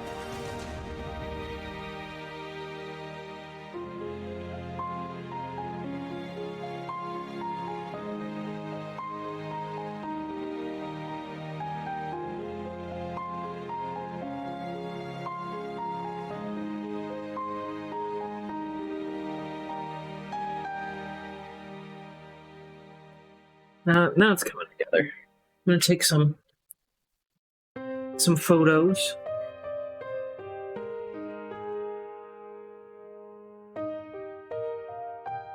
I think Darwin would have had a sort of crazy country accent, like he lived in the Appalachian Mountains or something. Darwin was dumb, but also devious. I'm assuming the cat was dumb and devious.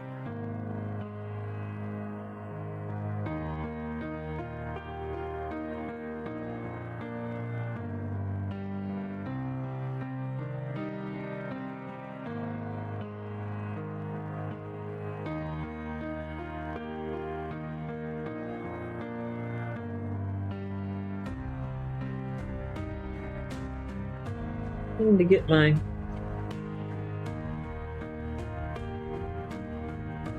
camera to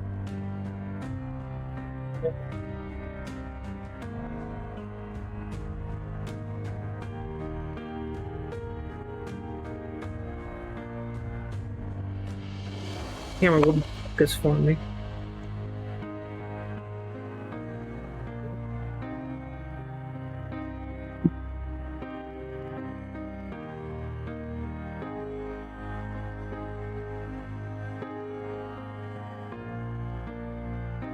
I would really like to have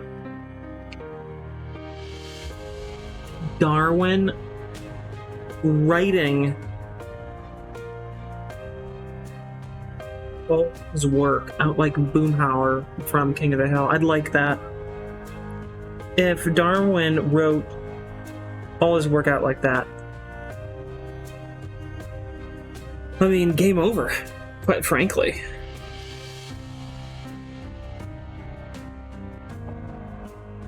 Game over.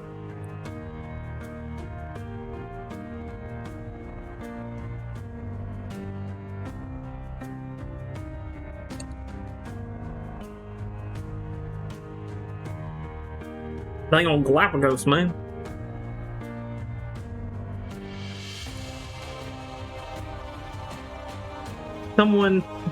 Someone please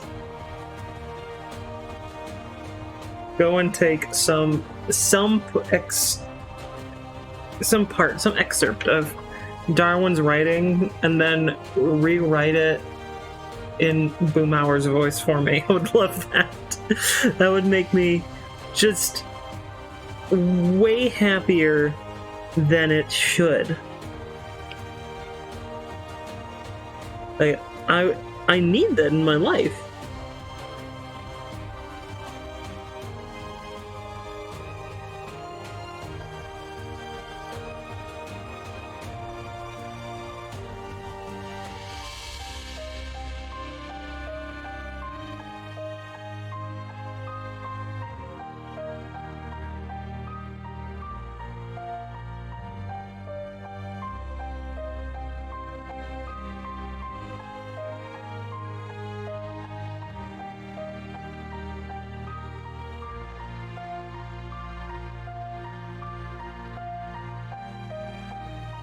Getting out a little bit of green paint right now for the quiver. I've decided that the quiver is green. That's what I have decided in my infinite wisdom, that it is green. That's what I've decided.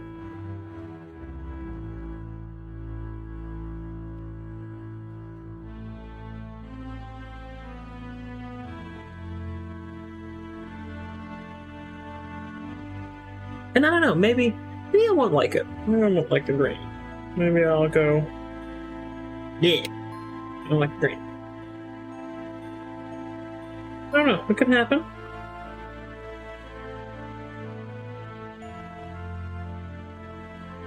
But green feels right. Now, while the arrow tip is drying, I like how it turned out there. Nice and dark, like the blade. And like I said, I will be doing a second coat on the knife blade there.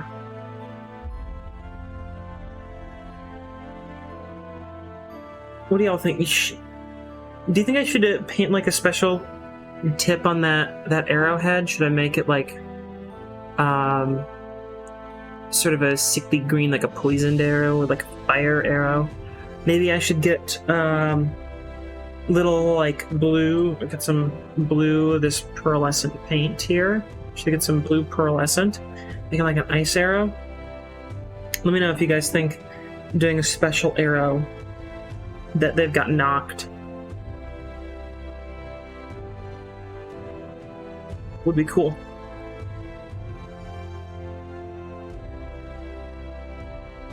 Ooh, it is.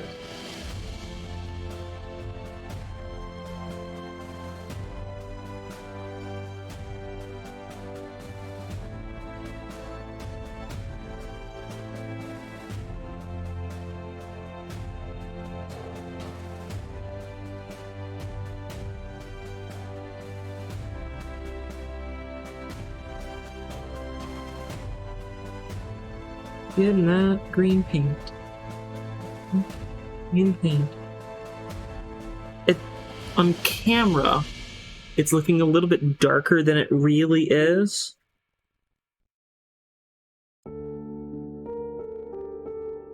The camera, you know, often have a hard time capturing colors accurately.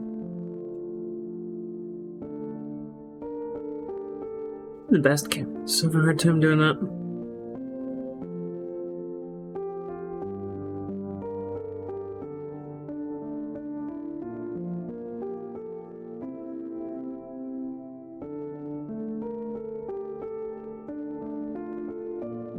I was reading this interesting analysis of the camera work and lighting work in Obi-Wan. Now, I'll try to do this, you know, spoiler-free if you haven't gone and watched Obi-Wan and you want to, and you just haven't yet. I will not spoil this for you, so I'll keep this as generic as possible. There is a lightsaber fight. I don't think that's spoilers. I mean, it's Star Wars with Obi-Wan Kenobi. There's going to be a lightsaber fight. Right? There's a lightsaber fight. It's in a dark area. So it's dark on screen. The whole motif is very moody. And imagine the fight from Revenge of the Sith on Mustafar with Anakin and Obi-Wan, except no lava? Yeah, that about does it. Yeah, no lava. Just the rocks. Just the dark elements there. It's a very dark scene. And Obi-Wan, of course, his lightsaber is blue. And these days, with the technology that we have, one of the things they always had to do in post-production with Star Wars was illuminate the scene and the lightsabers after the fact, because they would do all of the lightsaber fighting with non-illuminated, just like metal sticks, basically. And that's how they would do all the lightsaber fights. For decades, that's how it was done. From the original through the prequels, all of that was done with metal sticks, and all the lightsaber effects were added in post. So any sort of glow and illumination that you see in those scenes from the lightsabers, it's all done in post-production. Well, starting with the sequelogy, they had the technology to use a whole bunch of LEDs and create a lightsaber that actually produced light in the scenes. Which was cool, and it really made the lightsabers in the sequelogy look amazing. Because people were truly illuminated by the color of the saber, rather than the sort of almost color of the saber. Because when they do it in post-production, they're just guessing how the light will land on people and how to illuminate them, and it doesn't always work. But they were really illuminated by the light in that scene. But during the combat, they would still use just metal sticks for a lot of the combat. And they would do that element in post-production. But the close-up shots where they were just holding the sabers, or they weren't moving, they just clash the sabers, and they got that close-up scene in there, those were all using illuminated sabers. In Obi-Wan Kenobi, they apparently used illuminated sabers for everything, rather than just the sort of close-up. And in this very dark fight sequence, some people were saying that, oh man, the blue on Kenobi was just not good. The blue from the lightsaber just wasn't good. Now, when I watched it, I was like, okay. I thought it looked fine, but some people thought, apparently, that the lightsaber fight is ruined forever. It looks terrible. I'm like, I thought it looked fine. Okay.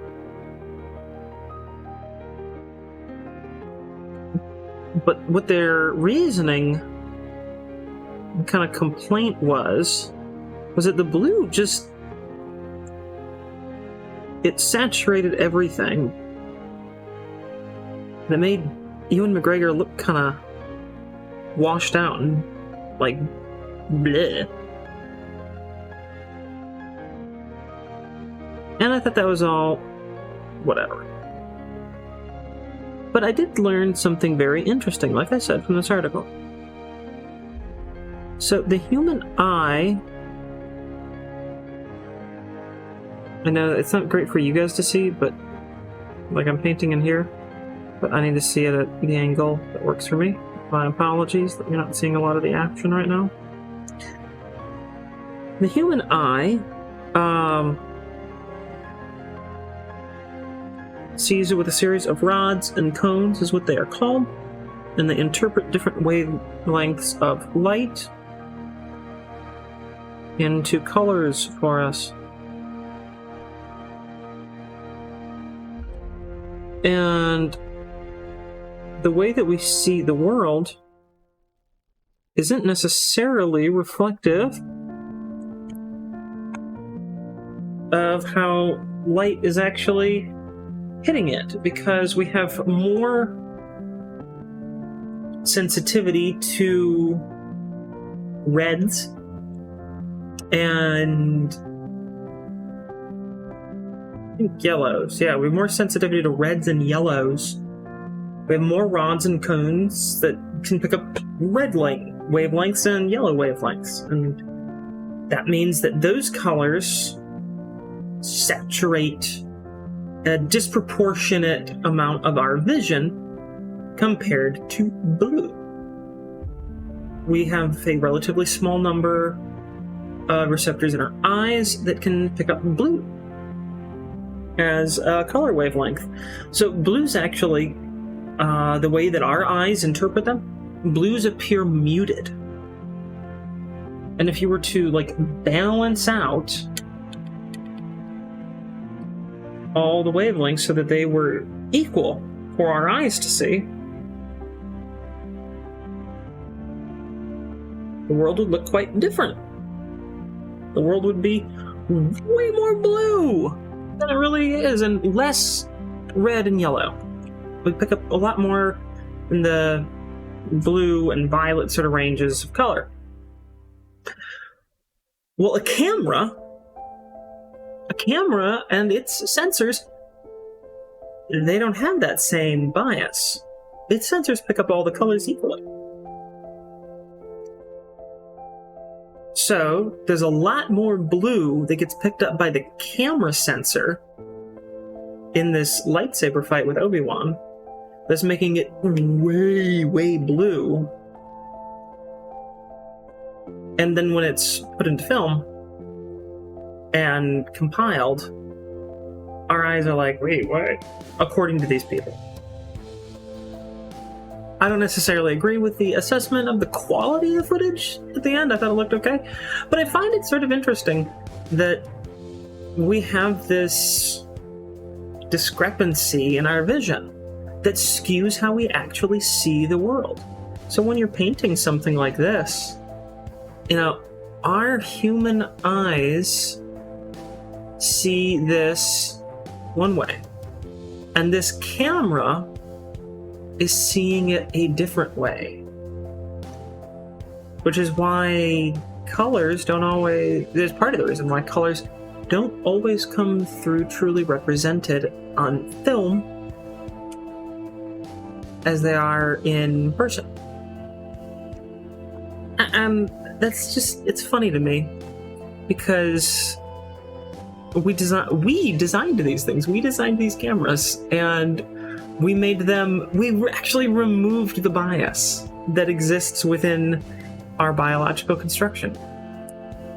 And then we spent a whole lot of time trying to engineer it to do something else, and we change the color palette that we dress in on camera. If you talk to costume designers, they will talk about how they change the color palette of things based on how it comes out on the film, because the cameras see things differently.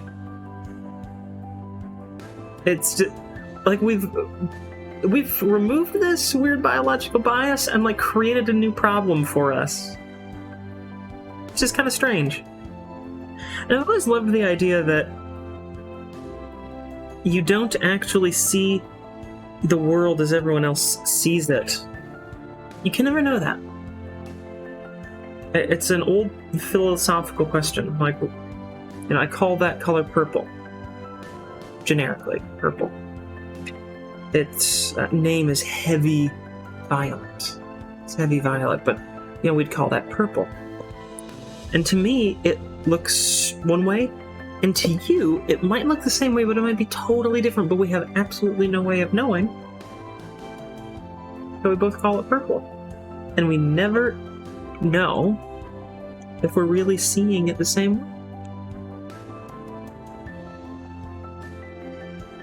Welcome to relaxing painting and philosophy, apparently.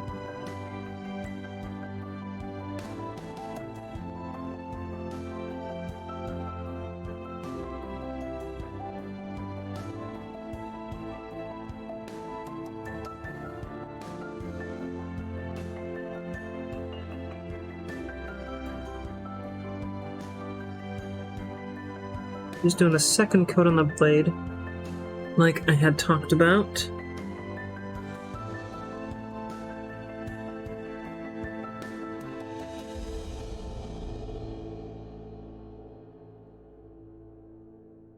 I want it just a little darker than it dried. Okay.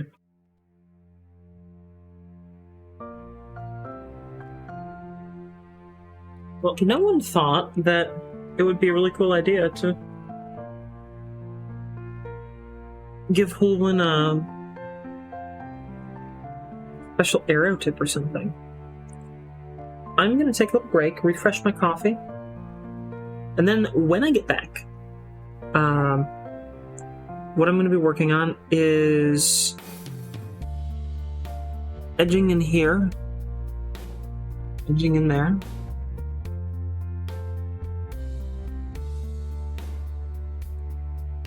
Getting in here, getting this quiver, getting the top and the bottom band of the quiver.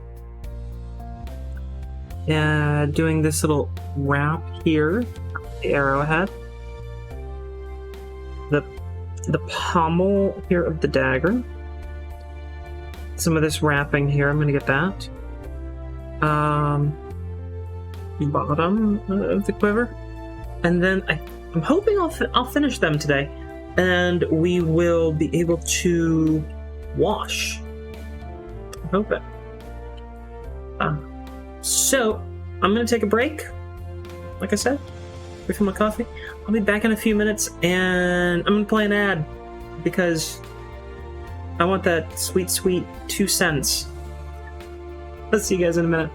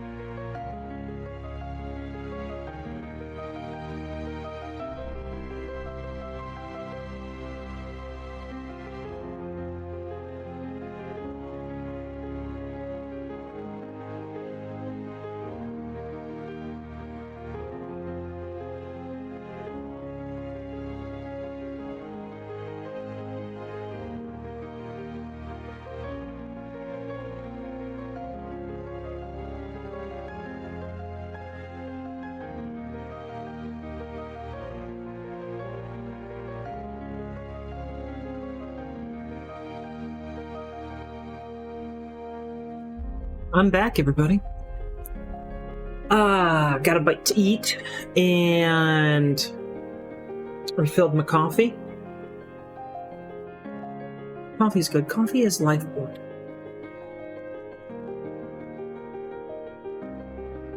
The coffee keeps us going. The coffee is what gets you up in the morning.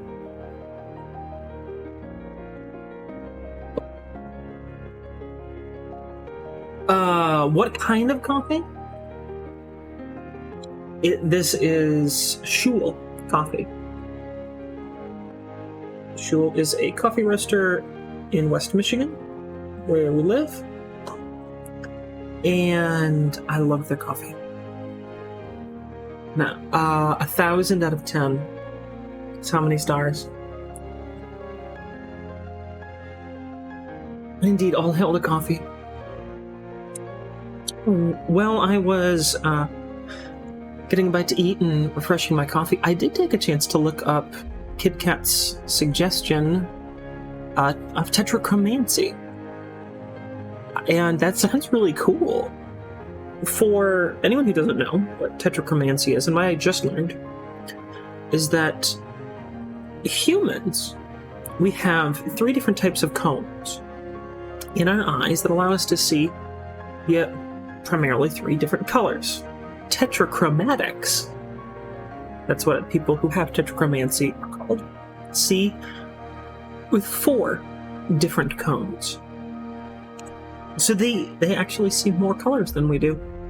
They see a range of colors that most humans are not sensitive enough to see.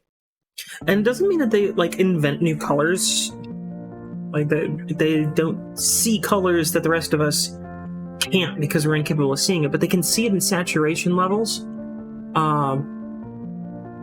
that the rest of us just aren't sensitive enough to. And some of the tests to determine if you are tetrachromatic involve taking paint and mixing them in very precise amounts so that there are striations of paint in there with... Excuse me?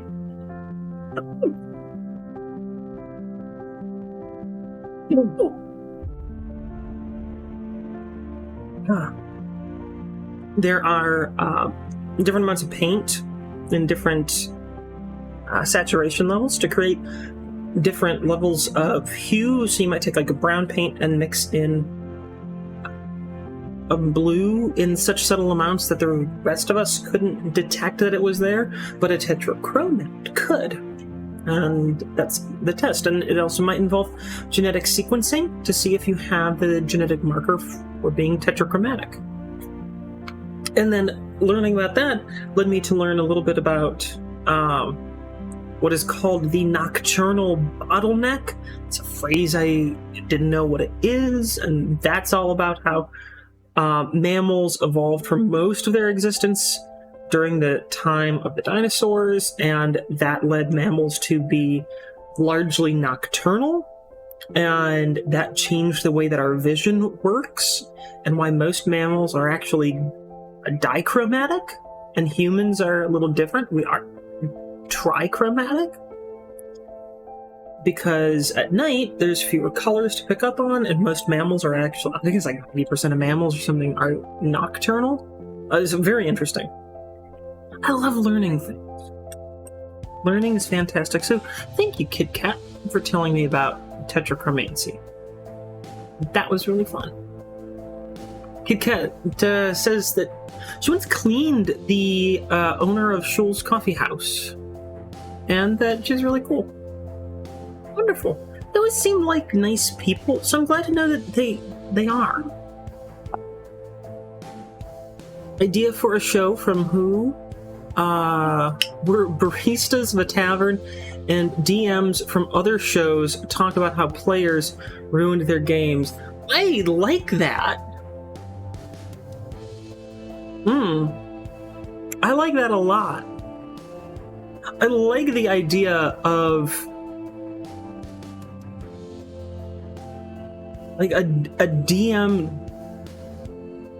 drinks where you film this little show in like a faux bar, and you've got, you know, one of us behind the counter slinging drinks, and we just kind of listen as a guest DM comes on and vents about players ruining their games. Hey, I like that idea. I have no idea how to pull that off.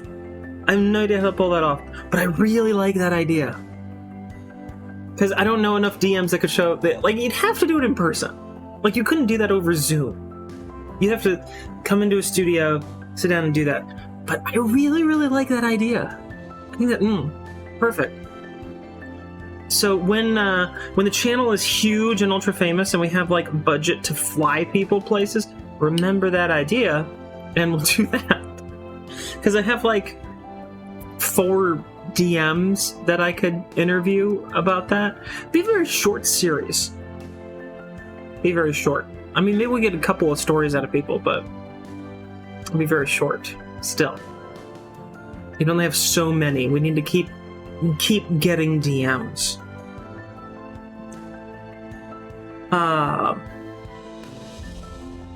Ophala comments, all our above water eyesight sucks as animals because our eyes develop for underwater use. It's true. Well, everything in the world evolved eyes first from underwater ancestors. And that means that they don't work great above ground. We've evolved so that they have improved, but the basic premise of their function is still not great. It's like well, how can I? It's like if you designed you design a car to run on asphalt and everything, and then you try to take it through the woods and off-road. Like, it can do it, but it doesn't do it great, and it's going to get stuck and caught on roots and things. And what we should have, maybe tried to do, if we wanted to make humans and above water animals of all types better, it would have, helped if we'd evolved outside of the water, but that's not how evolution worked on our planet, so all our eyesight kind of sucks.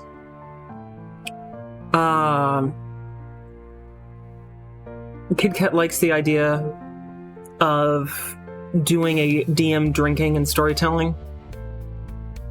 I really like that idea. I think that's a fantastically fun idea. But the catch is always, to make it really kind of fun in like a cinematic way, my artistic side is telling me have people in this like bar setting and you're actually serving them drinks, and they come in and they're wearing, like haggard kind of clothing. They're just like, oh fuck, like I don't even know, It's kind of like, that's the cinematic image. But I mean, you could pull that off through Zoom and things just by calling and talking to them.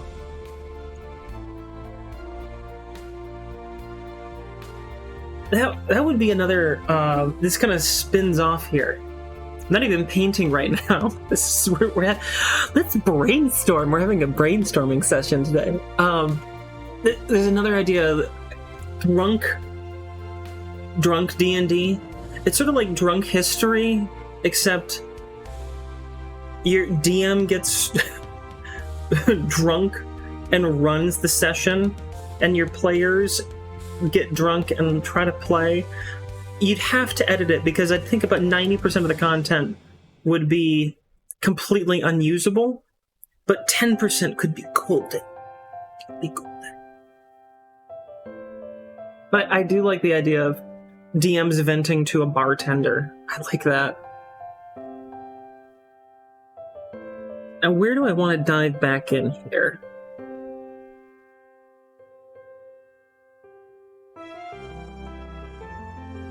I think You know, I think I'm going to try to finish off this little bit of quiver. That's the word in my head. Head word. But I need a black for that. And I think I have the black upstairs. Because I'm pretty sure that was one of the bottles I was using to measure. So, I don't really have a choice. I'm just gonna get it. I'll be back. Sun break real quick.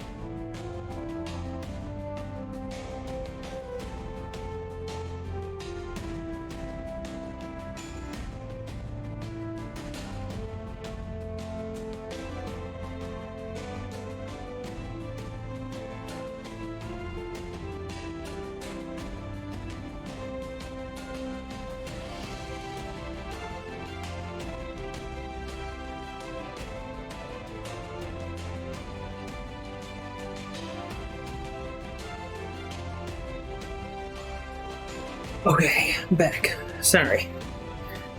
The black was upstairs. I had to run upstairs to get that. I was trying to model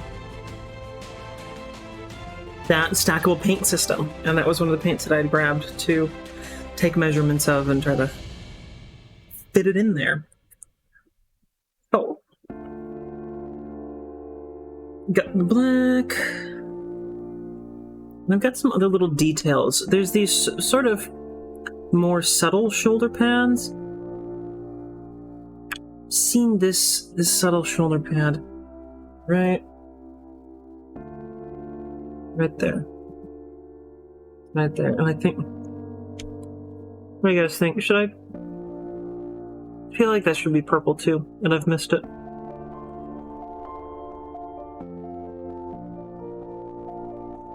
Oop.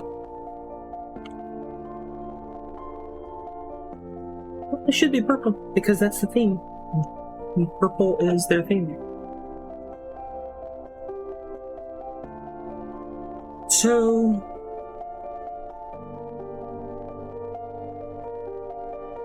here we go. Making purple. And you never, ever need that much paint here. You're painting figures this small.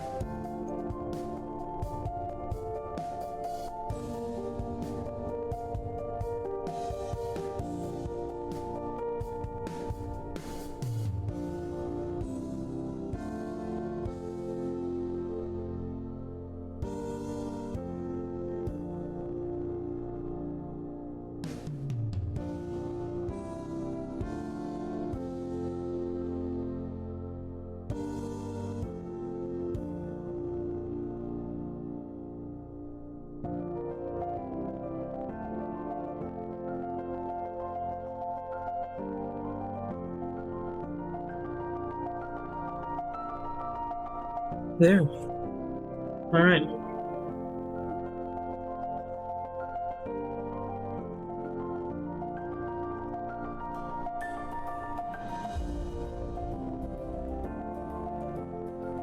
Has anyone else been getting just an inordinate number, like absolutely off-the-wall number of spam calls lately? As I have, and it's driving me nuts.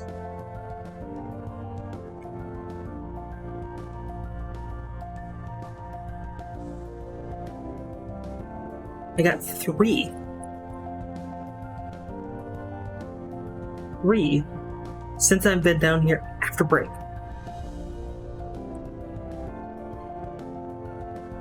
Oh, you want a free cruise? Well, I mean, that.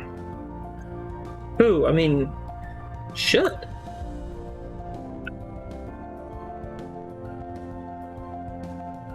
Oh, you had to unfreeze your social security number to get it, huh? I didn't even know you could, like, freeze your social security number, but you had to unfreeze it. Man.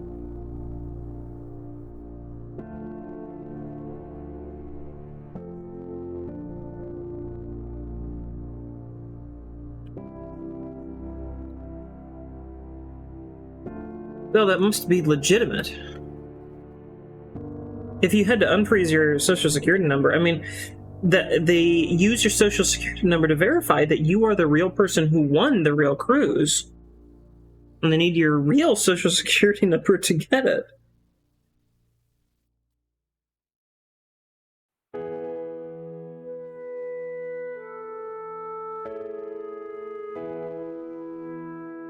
It kind of reminds me,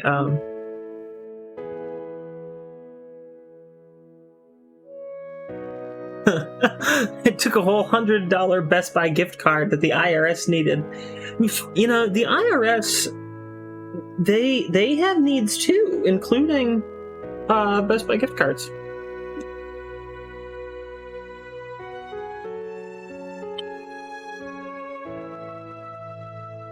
This conversation reminds me of a time. I mean, I really love my dad. I love him. But he makes some dumb mistakes with computers sometimes. And one time, he wanted to watch the Lions game. I know my dad watches all these videos. He puts them on.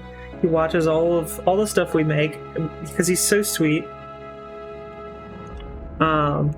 So he will see this and he'll get very embarrassed. But he wanted to watch the Lions game one time. And it was during the period where local TV stations had them on blackout because the tickets weren't sold out at the stadium. So, this is very difficult to get in here.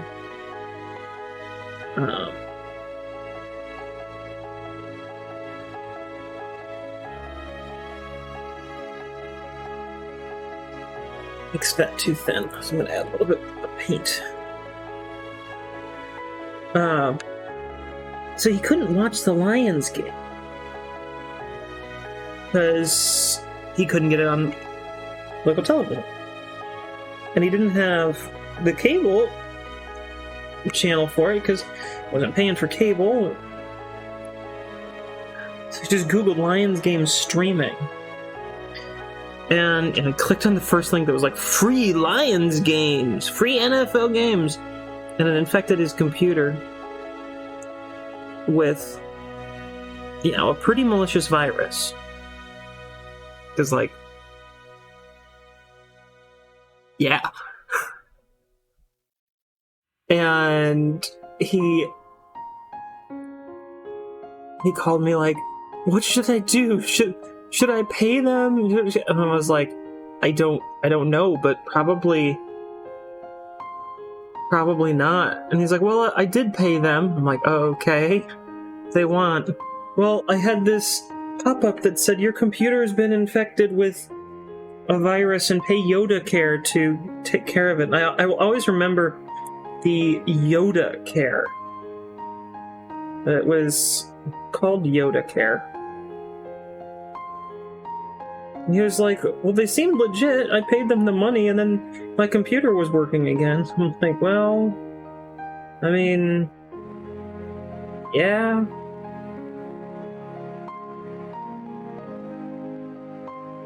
This paint bottle. Getting paint on my finger.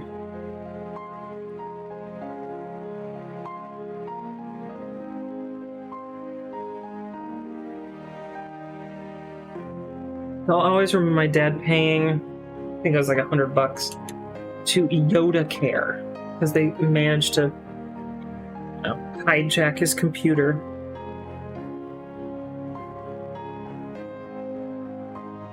And he's like, what did I do? I'm like, well, you clicked on something on the internet. Like, what did I click on? Poor guy, he was all kind of panicking about it. Like, it's not your fault, but don't click on something that offers you something that sounds too good to be true. Just don't do that. It's like, well, what was too good about it? That was a free NFL game. One. I'm thinking of doing this here in like I think I might do like a bright brass band. Then I'm gonna add some brass features. Yeah, I'm gonna do that. I'll use a bright brass. The polished gold is that. It's very, very thick. And I'm doing some really, really fine night work. So I'm not a huge fan of it. But I'm doing really, really fine work.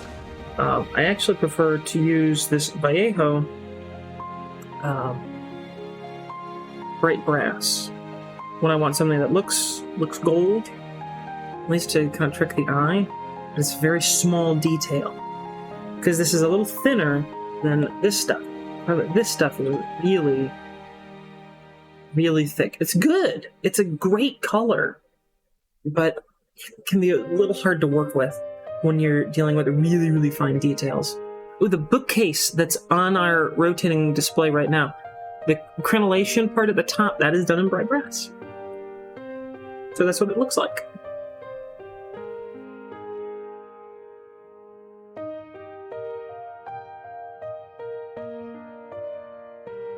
And these elements are not gold, but I want that sort of golden color.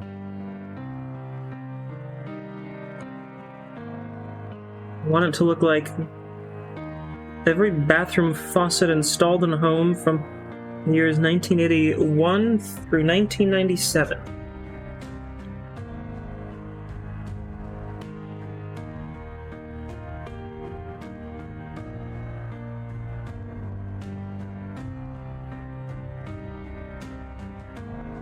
And I will have to do a couple coats on this because it goes on quite thin. That's alright. I don't mind doing a couple coats of things if they are easy to work with.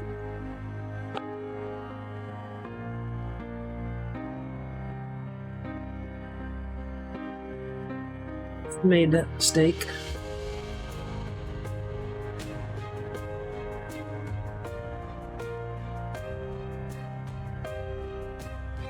But a little wipe took care of it.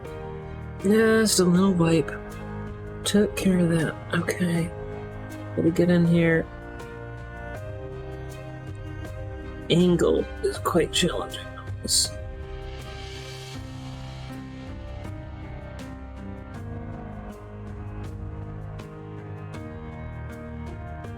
Look at the bottom. I should do that, shouldn't I? I had forgotten about the bottom of the quiver.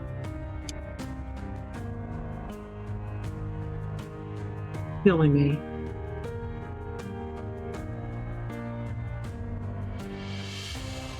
If you didn't know what my every bathroom faucet joke was about,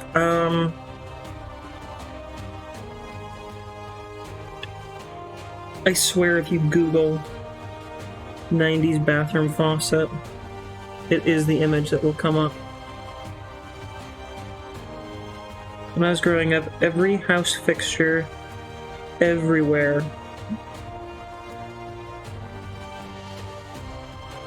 was bright brass.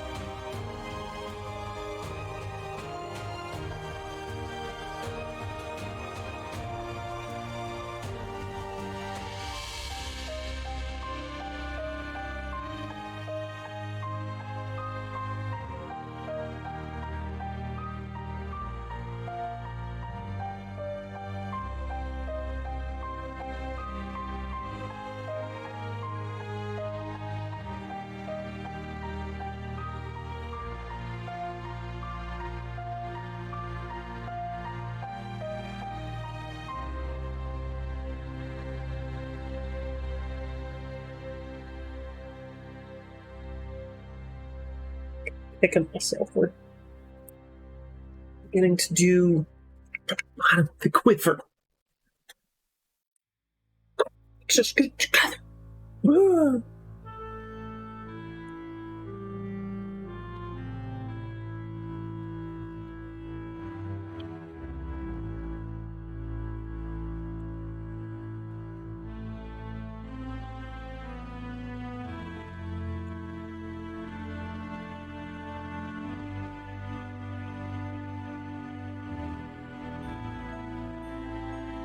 We don't have the biggest audience on stream at the moment. I think I know just about everyone watching. Like, personally. If you're watching later on VOD or over on YouTube, I really hope that you're having nice weather wherever you are, because the weather has been beautiful the last few days. Save for apparently this didn't wake me up at all. A very thunderous thunderstorm this morning. It's just been gorgeous where we are. Outside for days has been absolutely fantastic, and I hope that wherever anyone is watching from, you are enjoying beautiful weather like we have been.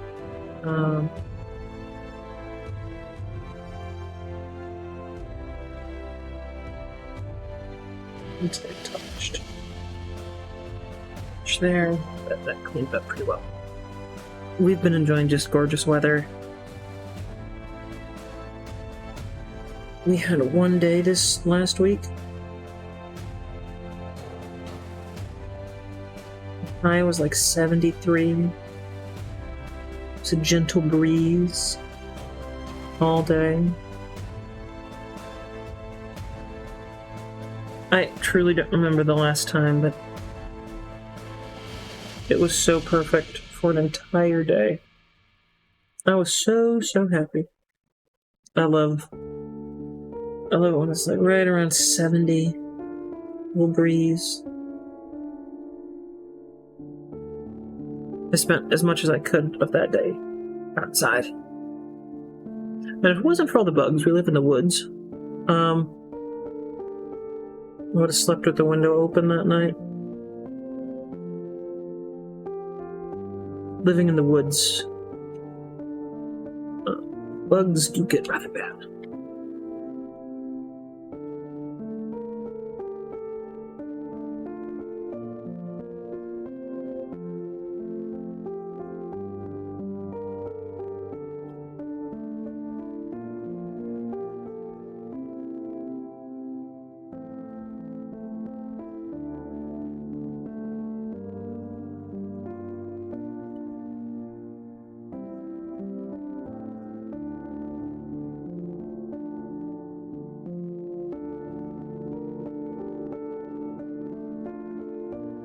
Apologize for the less than amazing camera angle on this here.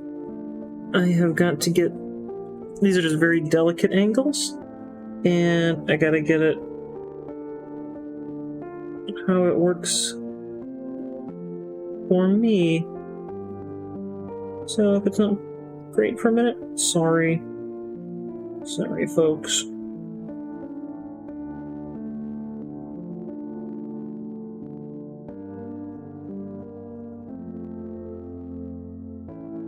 There. Yep. Let's rest. I was getting those bands.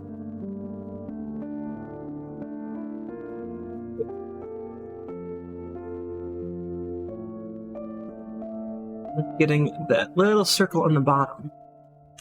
I have to go over them again.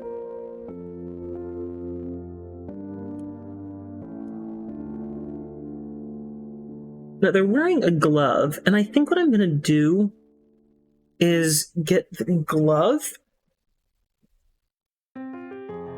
right here. I think I'm gonna get the glove off camera. Right there. That glove, I think I'm gonna paint that black.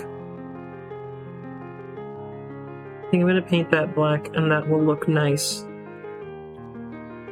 But I'm continuing to work with the bright brass for now. Well, before this dries, maybe I will take the black. This glove. I've been debating this, and I think that's the right move. It'll add a little variation in here.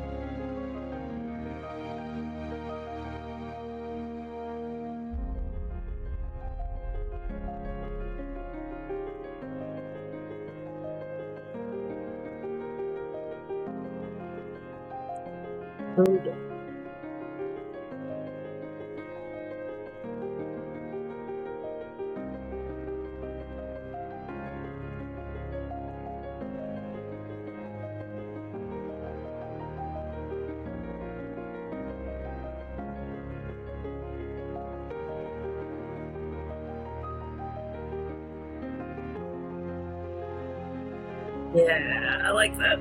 That's helping.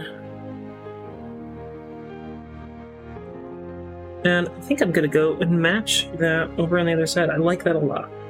I'm happy with black touches to their gloves.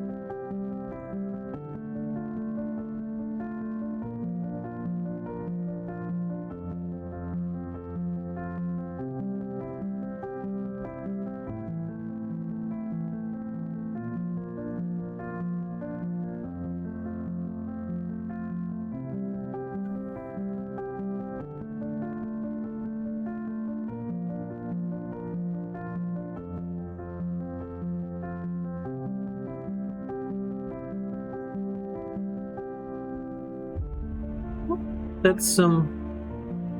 That is some delicate work in there. So, I am being quiet. Hope you don't mind.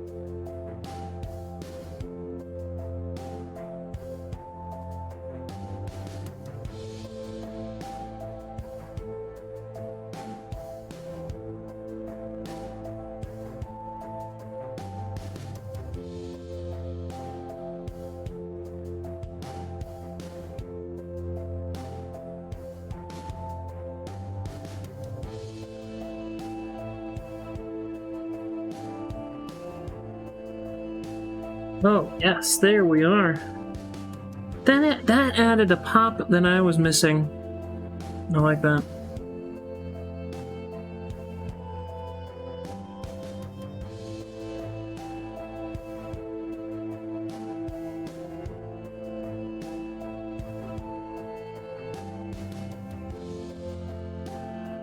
Yes.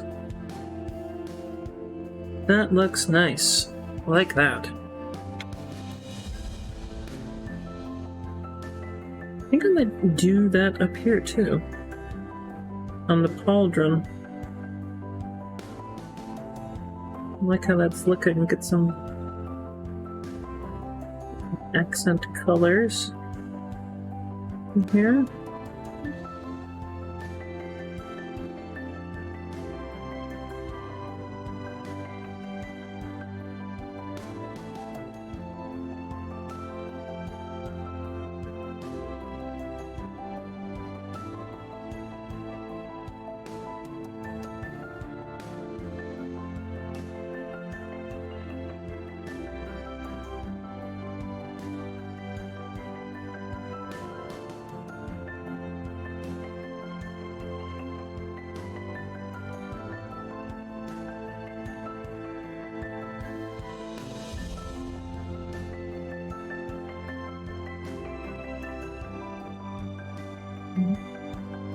That's, yeah, it's like a nice steady preview because I've really been having to get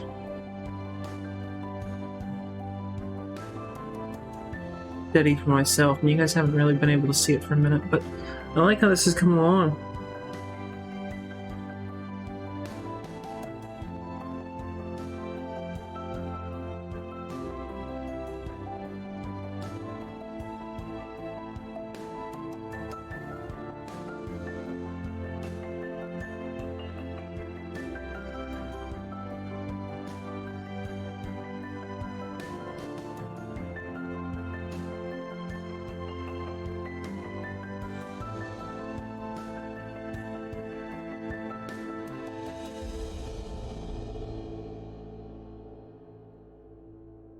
Marvelous. Okay, I'm pretty happy. Pretty happy with those new accents. I'm there, and now I'm going to go back to the bright brass, continue touching that up, because it's very watery, so you need to do at least 2 coats. think I'm even going to go back for a third.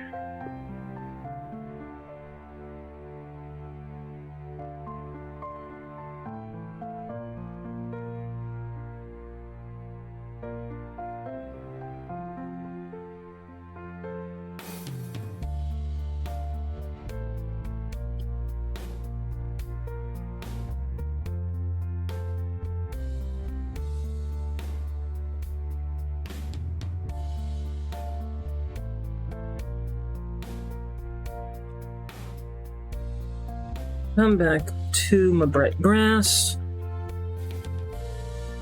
And then,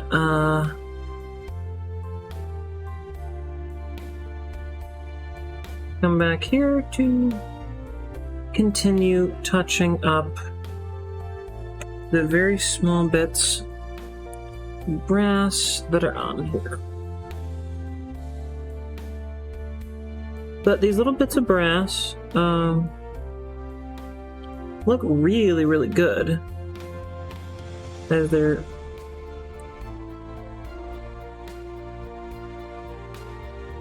being applied. But it does take a couple of coats to get it on there right, and just patience. A lot of patience.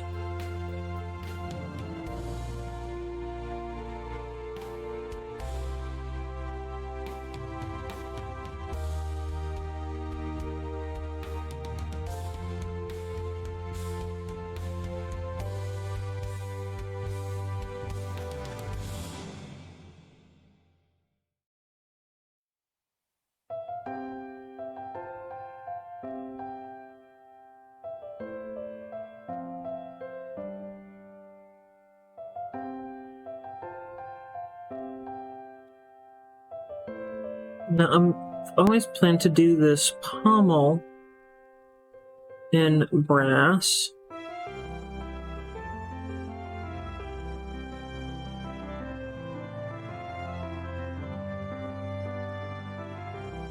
Let's see how that looks. Might change my mind. Their motif is winding up a bit darker than I'd originally planned, but I'm really liking it.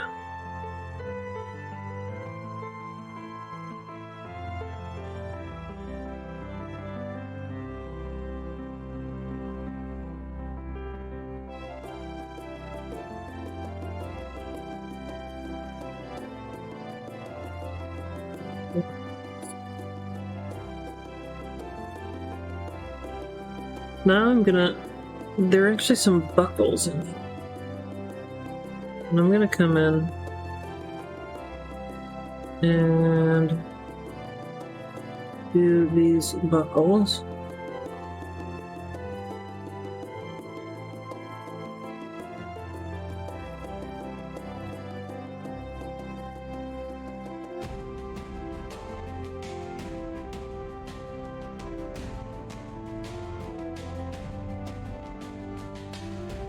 If I really get into it, might even come back with a little more purple after the buckles are done, because they're buckling the purple as like a belt, right? So I might even come back in there with some purple. You can kind of see how I've got the buckle started there. And I might come back through and do a dab of purple in there after it dries. And try to simulate the belt. Let's go in there.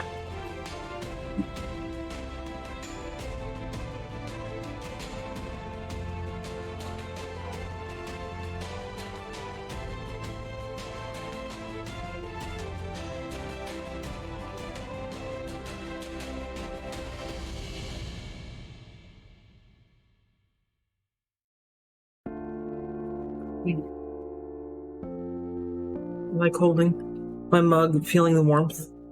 Is that the best feeling in the world? No, it's not the best feeling. What's a good feeling? Holding that mug. letting the warmth radiate to your hands.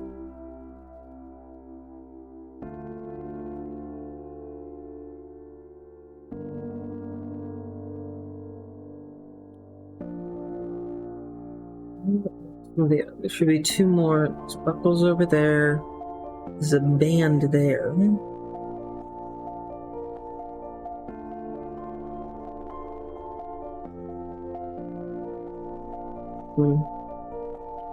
Silver. I'll work on that.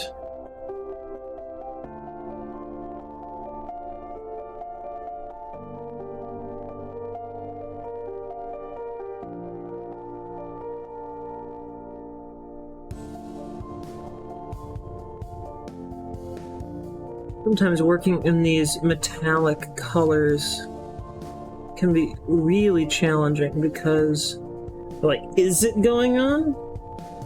And you, like, hope.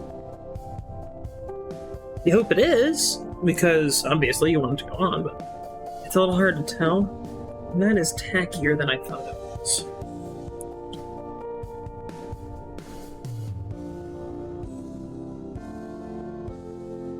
Get that out of there.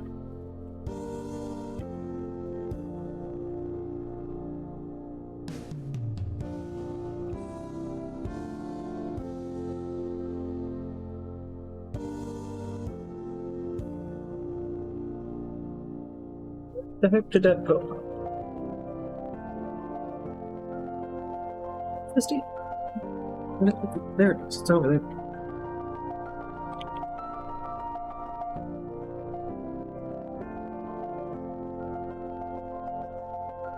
I'll get some photos with them like that. Let's see.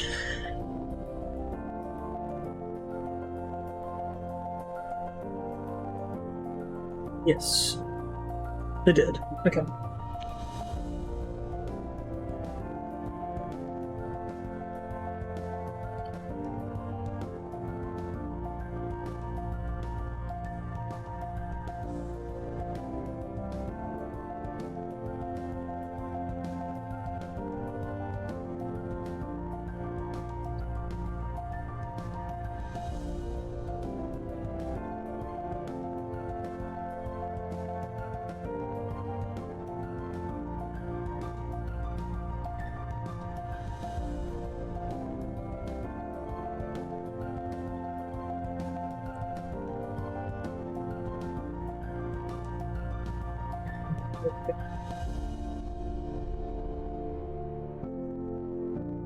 Okay.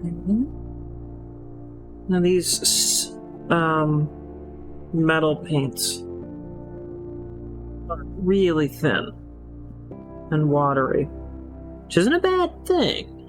It can be very difficult to get them to go just where you want them.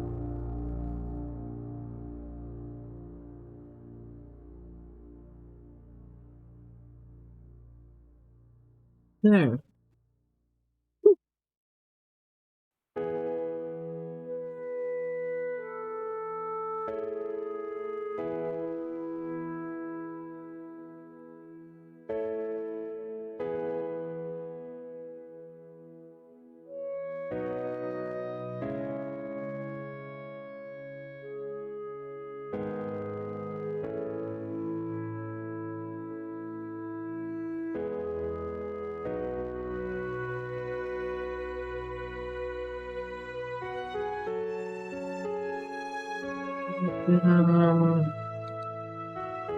I think that might get a little tacky in there. I think it'll be okay for now.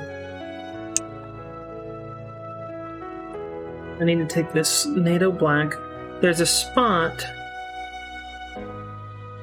where their hair needs to be touched up. Be a little hard to see, but right here, yeah, there is some hair that's exposed and the little gray got on it there. And I got paint in there still, so I'm getting that next. We're getting into the really fine detail stuff.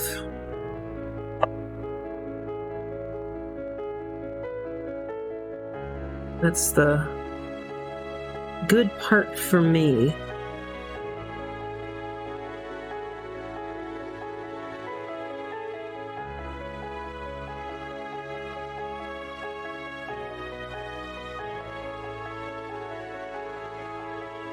It means that I've been making a lot of progress.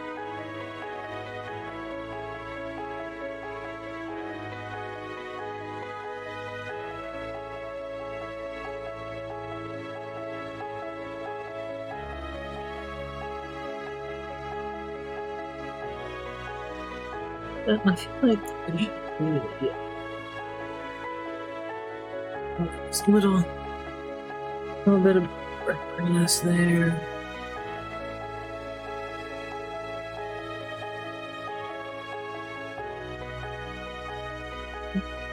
Getting holding that together right there. Yep. And then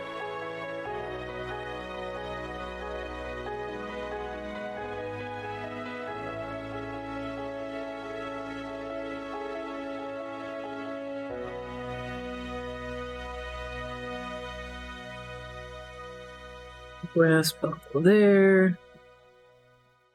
And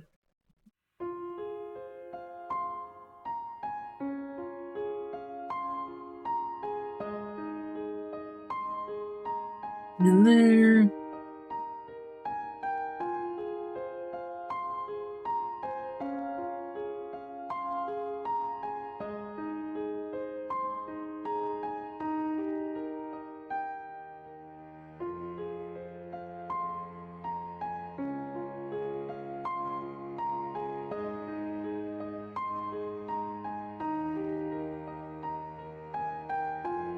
I think that might be it. I think that's the extent of the buckles, but there is a ring. We have an earring up there. So paint that. It's subtle. Counts.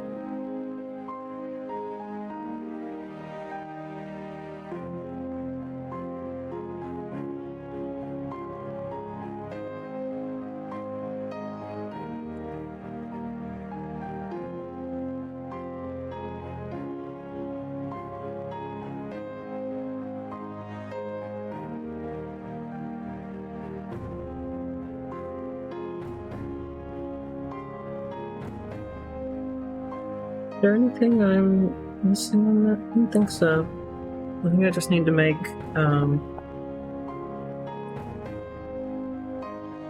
with the hair mix.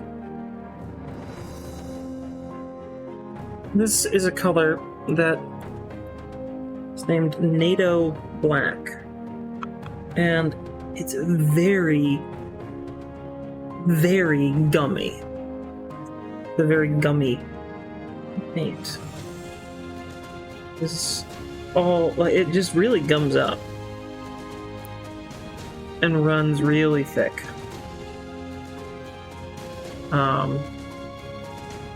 It's a nice color. It's a very good color for hair.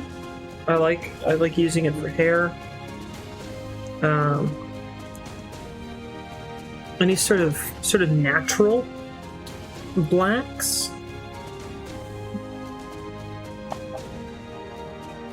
It has a little bit more of an earth tone to it. There's more gray than just jet black. And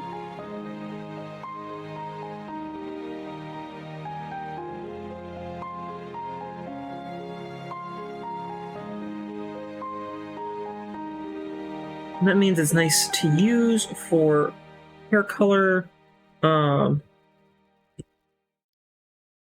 and shading, anything that might have a natural black as opposed to a more manufactured black. Really good, but man, does it gum up.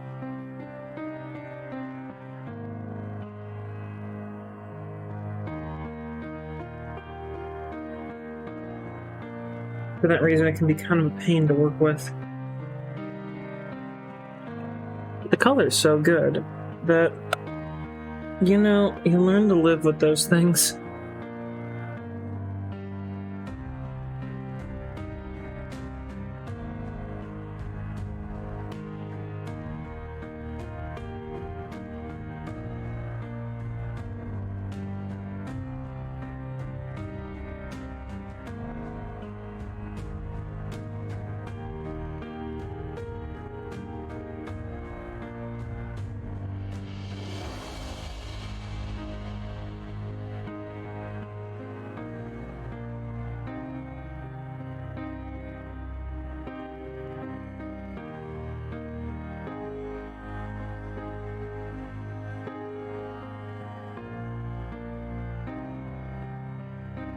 That's pretty good.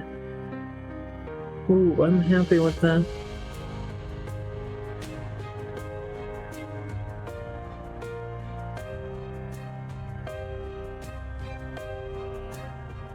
There's one bright brass element that I missed. Maybe I won't do it in bright brass. Maybe I'll do this part in the gold. That's true. Ophala mentioned that NATO black might be getting old or too aerated. It's possible.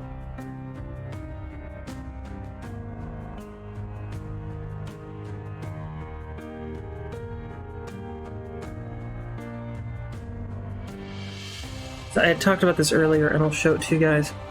That little blob there is the gold. Now, if I can get this to work really well because of the white balance, but you can see how that's peaking there. That's how thick it is. It is a very, very thick paint to work with. But it's really a very pretty color, and I had forgotten, but perhaps a bit serendipitously, that Hlwynn, they have a ring. Thank you.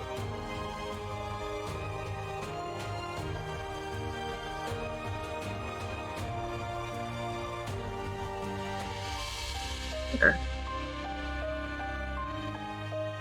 Oh. I think just a little more.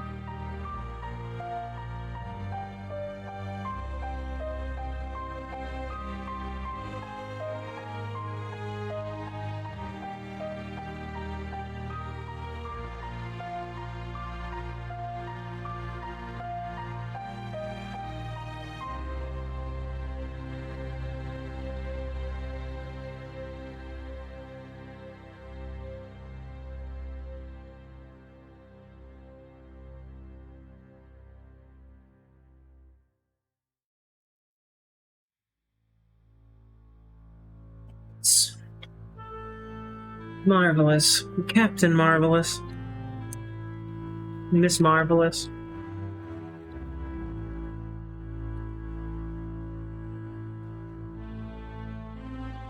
And if you think that's a dumb joke, you're correct. I live for dumb puns. Is there any part I need to get wooden shafts? I had painted that with the flat brown.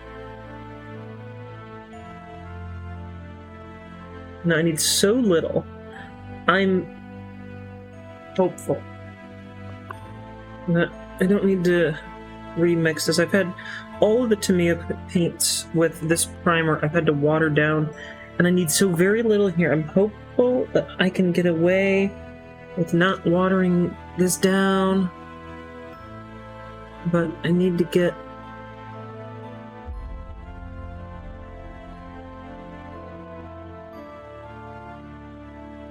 in there.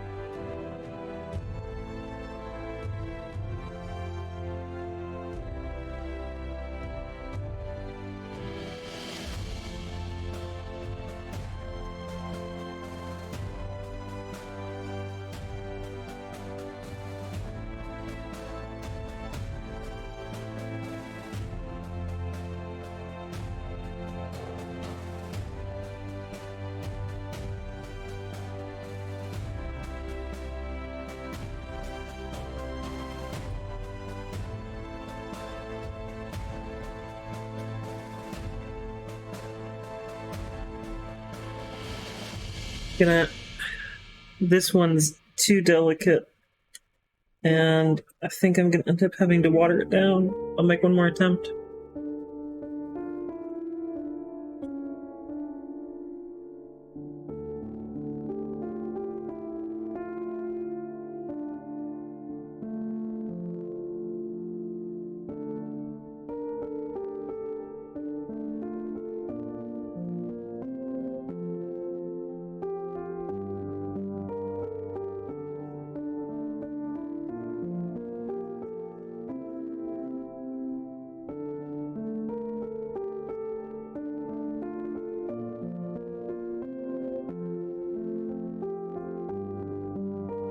Ooh, I think I might have pulled that off.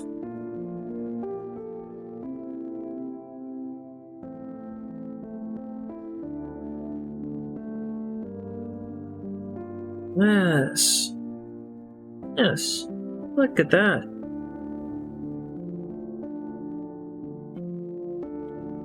Oh, I'm pleased with that.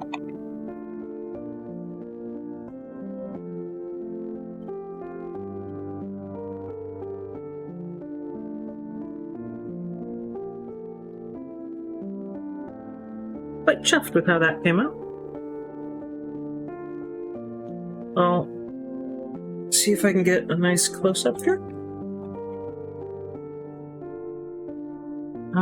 With the light balance, it's not showing up super well.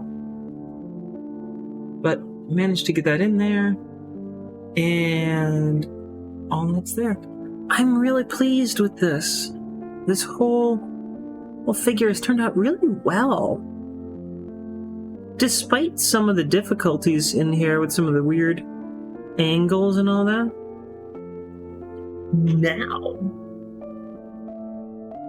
Now, don't feel like going back and doing just little bits of purple, little tiny bits of purple on these buckles. Yes. Yes, I do. I feel like being that focused. Because why would you not do it?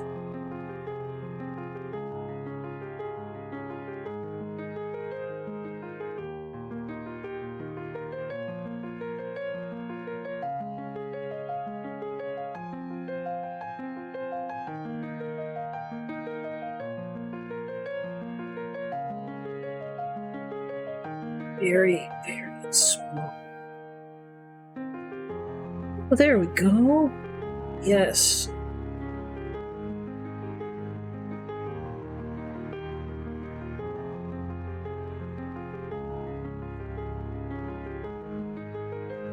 Yes, that's working well.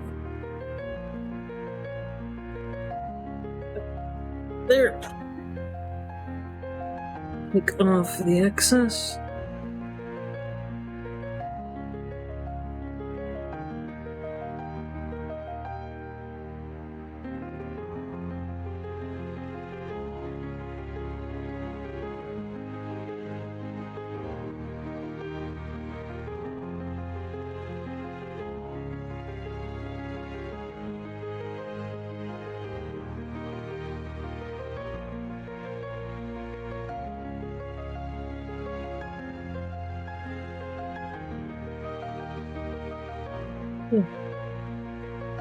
I'm not super happy with the belt, so I am gonna touch that up.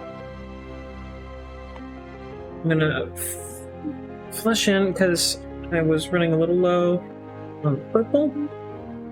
So I'm gonna add in just a touch more because it's a little too thin. And then I'm gonna retouch some of the brass in a minute. After that, so that's... yeah. Very nice.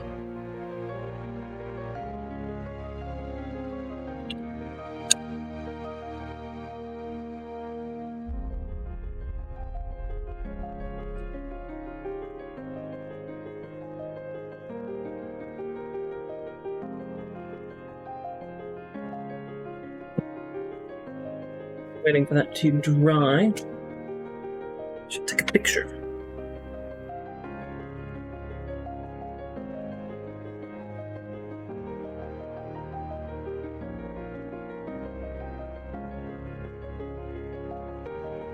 Phone wants me to agree to new terms.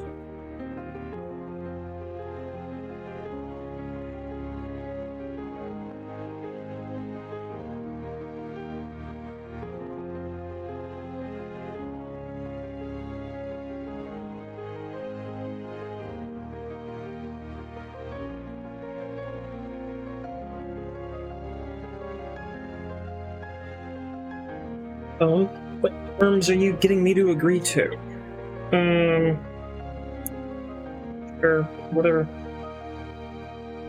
I don't really have an option. I always present you with an option, like, you don't have to agree to these terms. Your phone will stop working, but you don't have to agree to them.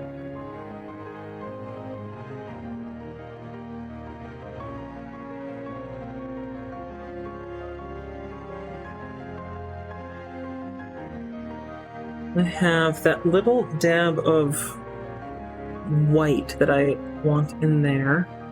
I think this dark sand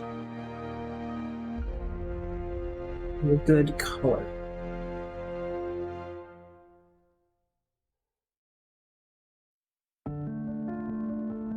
Oh.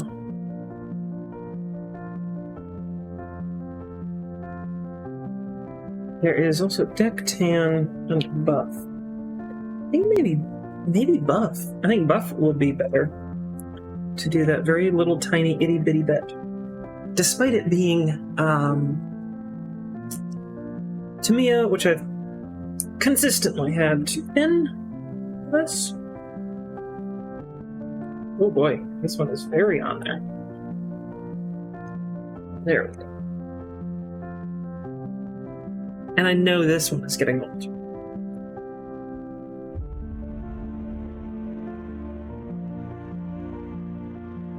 I know this paint is old. Really don't need much. That should be well more than enough.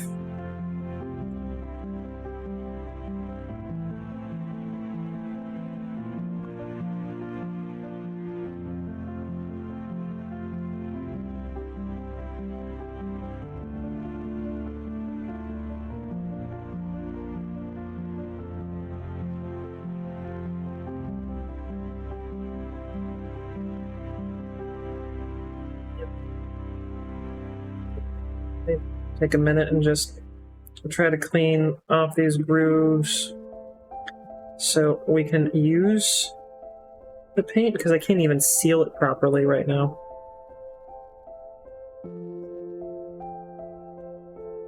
Who asks me, Alexis, you have a golden ticket to use the face-off machine. How would you use it? To take my face off. Oh man, how would I use the face-off machine?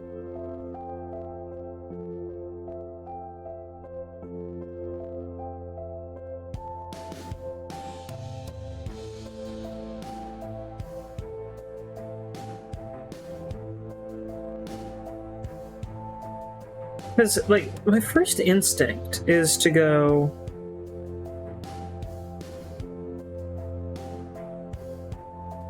oh man, you know, I'll just pretend to be Jeff Bezos and, like, give myself billions, right? That'd be cool. But I feel like Jeff Bezos probably has like a whole lot of money. Yeah, that's very well protected. And he couldn't really get at it without knowing like a whole lot of things that only he knows. Like some sort of account challenges. You know? I feel like that would be one of those... That's what everyone wants to do, but couldn't really pull it off. Then it'd be just kind of a waste of the face-off machine.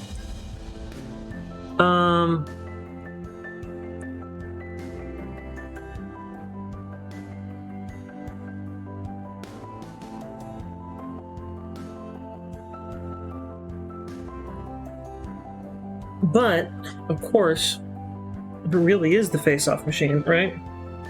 You need the other person to give you their face.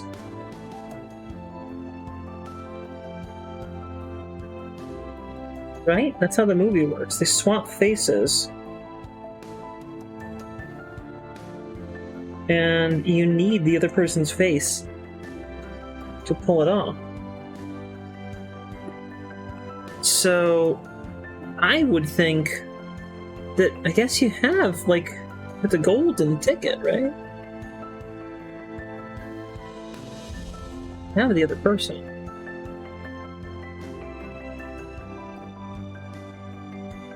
You know what? I would take Elon Musk. Because he's insane enough where you could just do about anything. And no one's really gonna question it, right?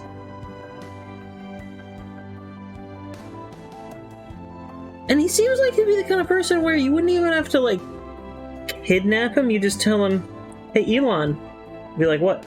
I got a face-off machine. And be like, no way. And then you just go and it's like, let's put my face in the face-off machine. You can be me. I feel like he would do that.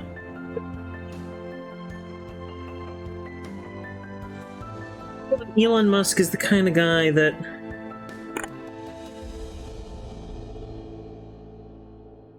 you would end up having like a whole day planned around using his identity to do stuff, and him being really, really into it. It's like, this is the best. You should take my face off more often.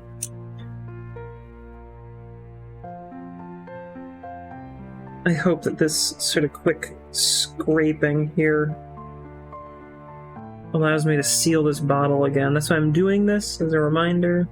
But the bottle isn't even sealing properly, because it's got really gummed up in here.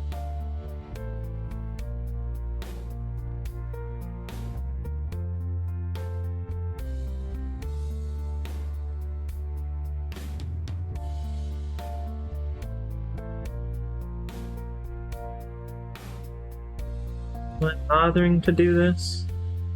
So yeah, I think Elon Musk, that seems like the magic ticket, because he's insane enough where no one would notice, and he'd probably think it was really cool. And then I would just, like, transfer his billions to, like, solve homelessness. Just solve the unhoused issues. Feed people.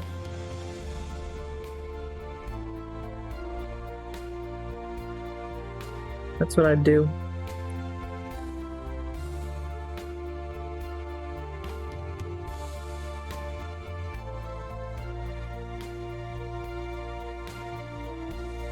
And, like, leave a tip for the people who designed the face-off machine, just like, thanks for that.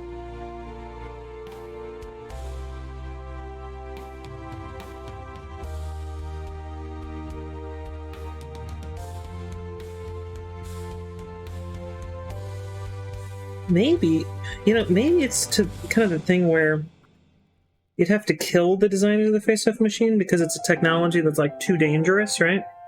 Is it one of those?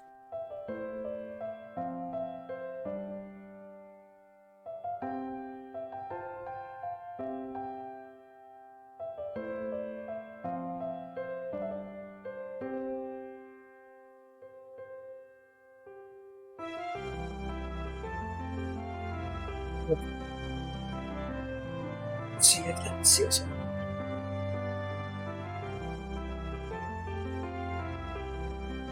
So you want to know if 9s can get a face-off spell? I mean, I feel like illusionary spells just sort of accomplish that on their own as part of their repertoire.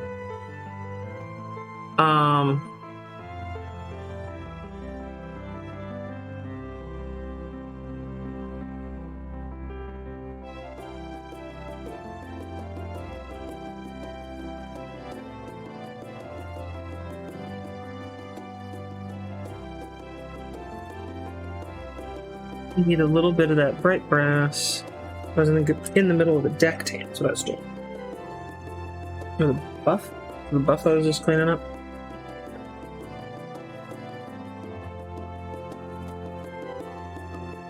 Cleaning up the buff.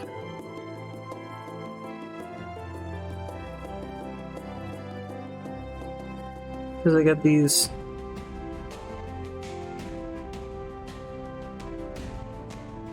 bits that connect to the arrowhead to the shaft need to be painted here.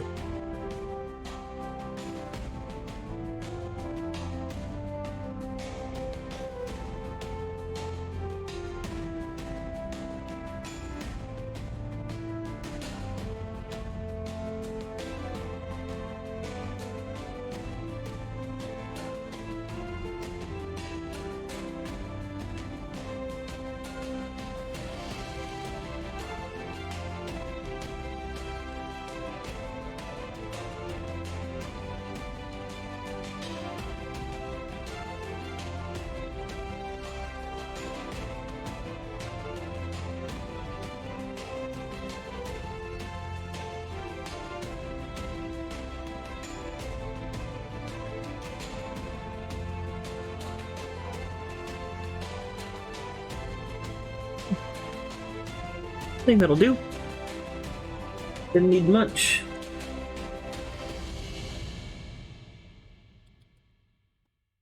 I mean, yeah.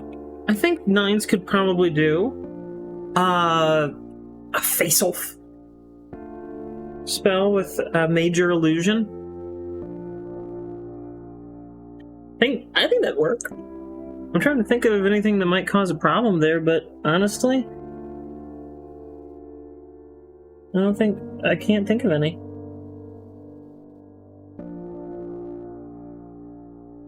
I really can't.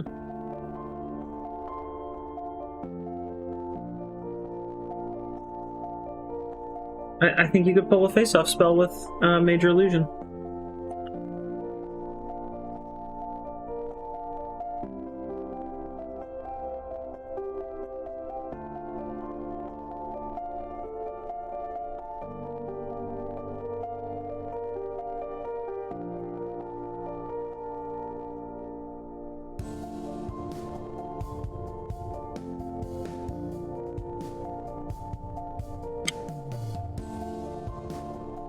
Bright brass again. It's the brass. Where's my bright brass? Check this.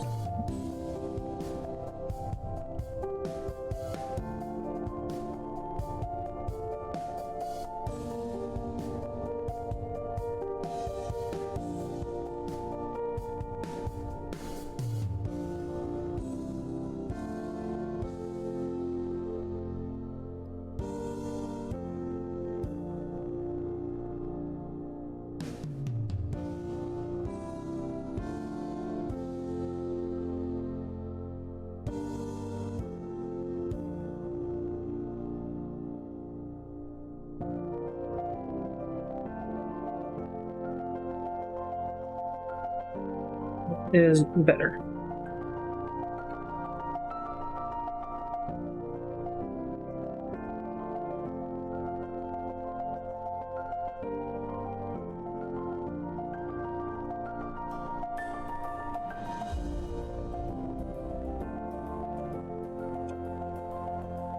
Our campaign's changeling is laughing at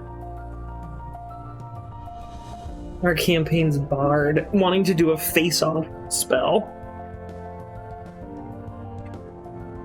I mean, it's sort of it's like extra useful, even over just being a changeling, because now you can not only pretend to be the other person, but you can make them look like you.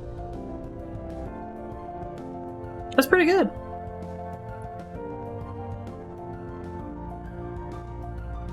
I think I have all the details that I want, so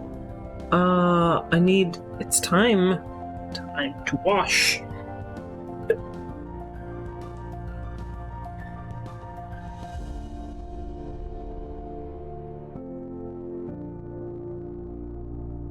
Some supplies out in the dark gray.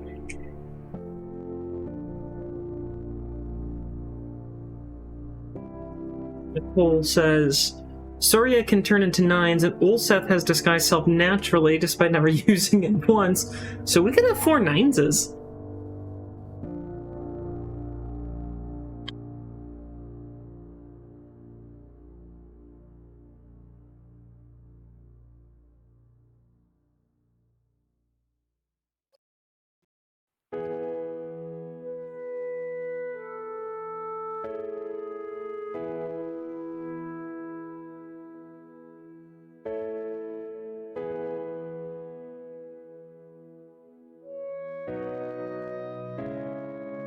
I actually haven't done anything with the floor yet. I painted it. I haven't done anything with it yet. So,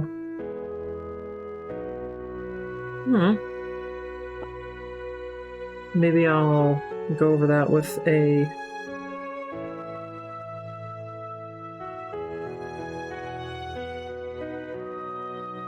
wash. That's the word I'm looking for. And go over that with a wash as well.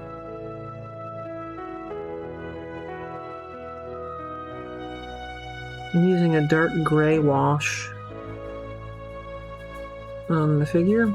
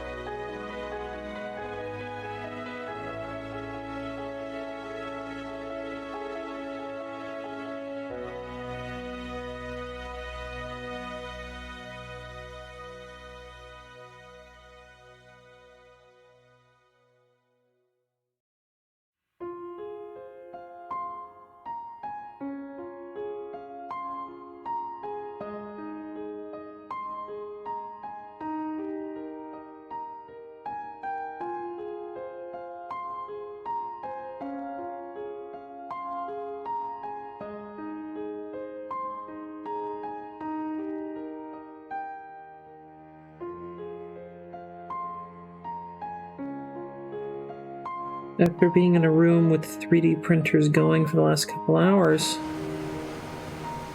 it's sort of weird to have them stop. This odd, semi-eerie silence.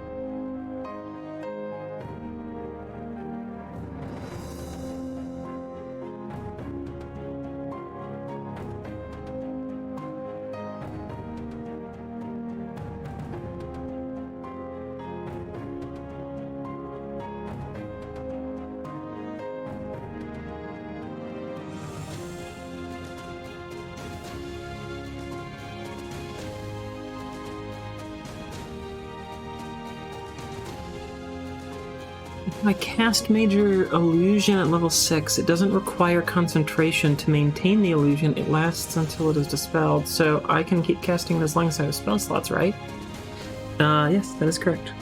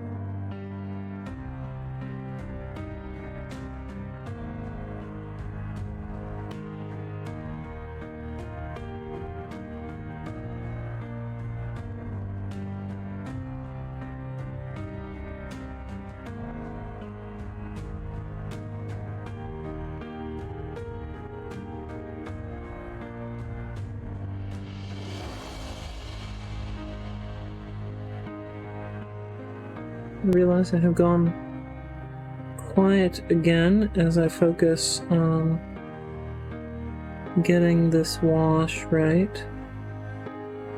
I'm only putting the wash, this particular color of wash,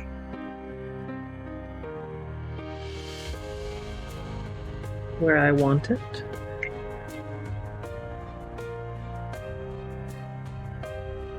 I do not want this color of wash on everything.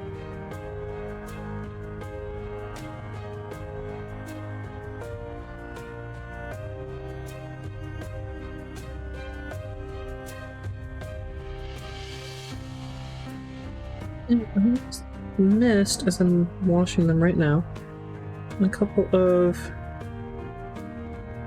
bright brass elements, which is okay. I can go back and get them.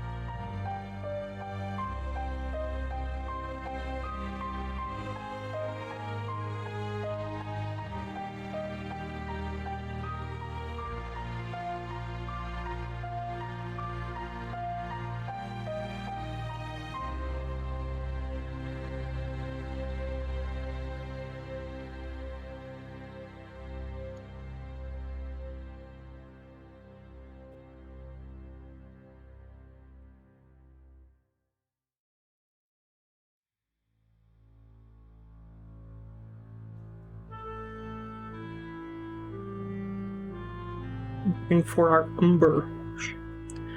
Do a couple things in.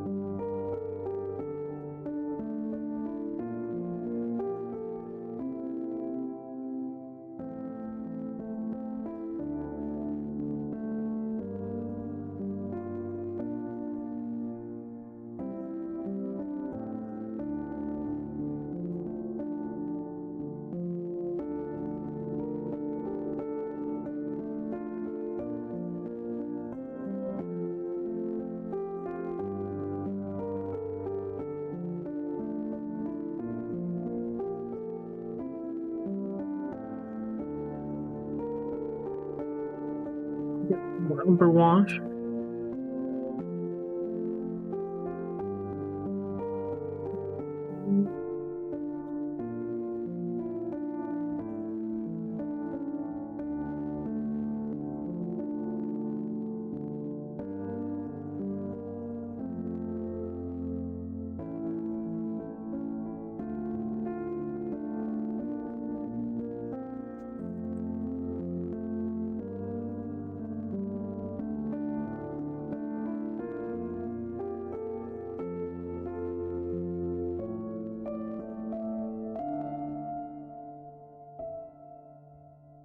I am quite pleased with how this character is coming out. Yeah, everything really kind of came together in this one. What I'm doing right now is putting the various types of washes on the mini. And a wash has a very thin type of paint, very watery, that seeps into all the cracks and crevices and everything of the model. And it also darkens the paints a little bit. Not much, but a little bit.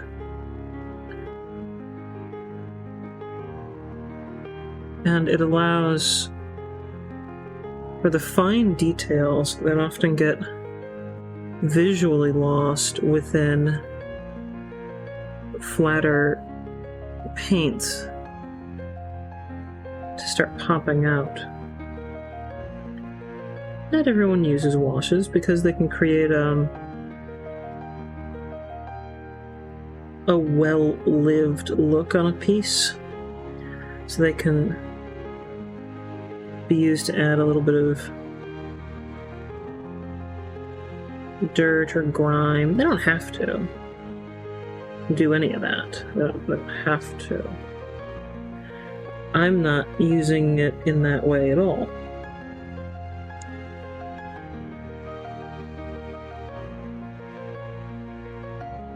Some people want a very shiny or pristine looking piece.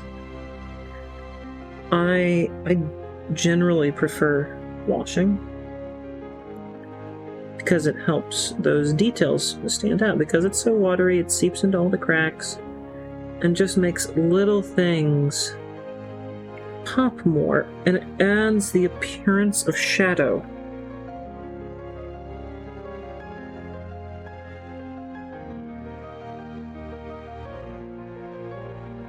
And depth and layer to the piece.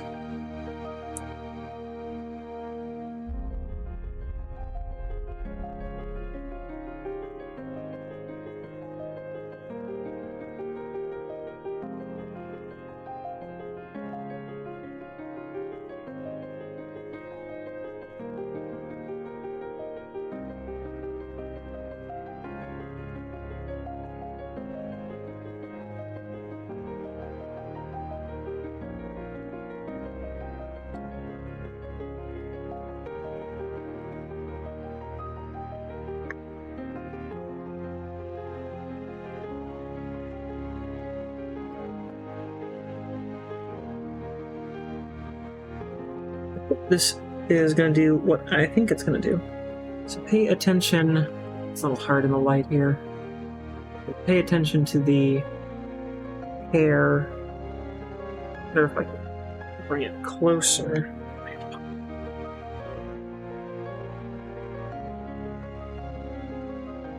It's a little flat, and I'm hoping that this dark gray wash will help it pop just a little bit more.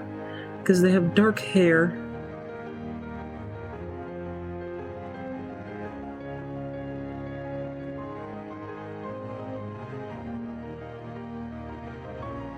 And there's a lot of nice texture in the hair that I want to bring out. But I'm being very careful because I don't want the dark gray wash on everything. I just want it on some things.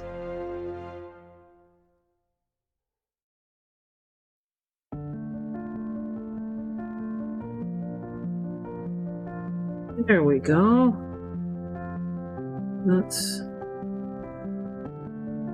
better, and yes.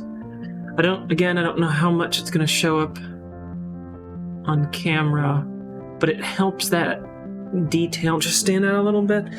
And now what I'm going to do is really, really subtly dry brush just a hint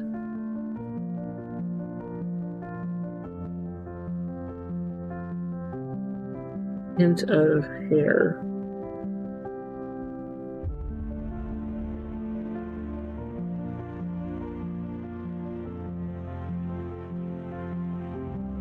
With the dark gray.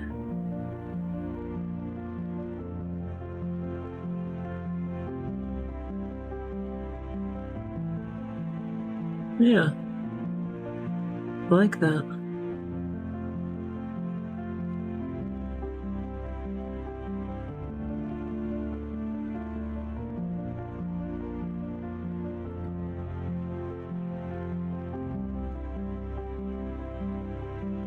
Well, I am really pleased with how they came out. I am now going to do the floor. The floor with an umber wash.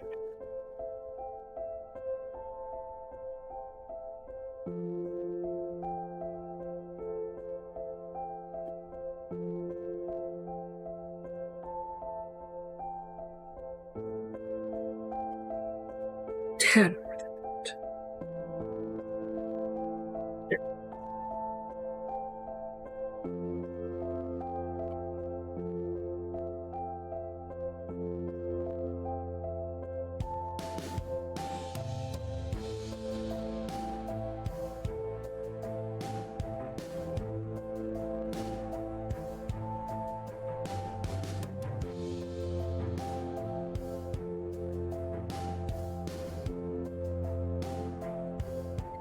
Is applying it. It's absorbing too much into itself.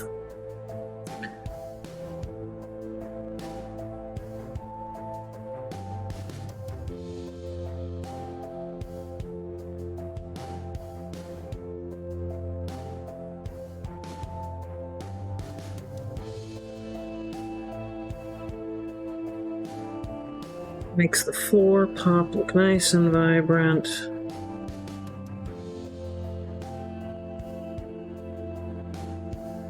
And then I'm gonna put, I don't know, some sort of color at the bottom of the base. I'm not gonna leave it just sort of, I think this one's deck tan. I'm not gonna leave it with that color down there. So what should that be?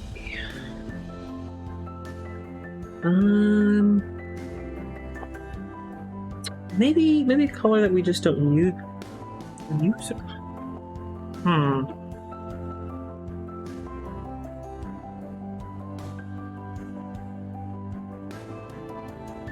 Something that kind of stands out. Soraya uses purple.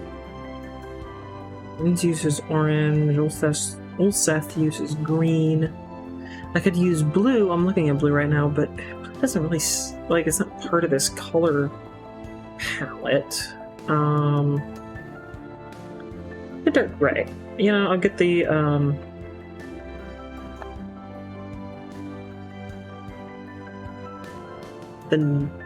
dark gray out. And since I don't really want to paint that much on the sticky tack base,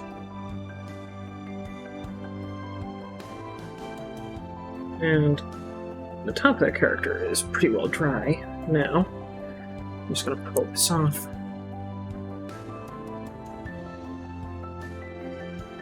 And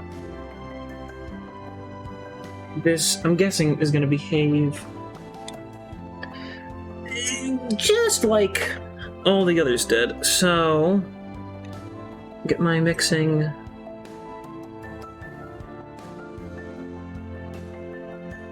Yeah.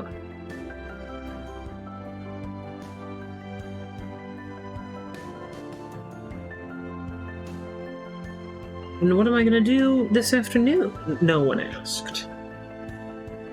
This afternoon, I am going to be putting trellises up outside. That's what I'm doing.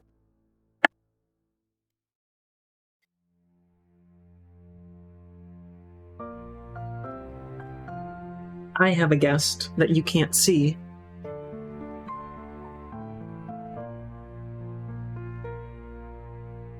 Yes. Hey. You got them late? Well, I want to finish. I want to finish them. Looking good. So...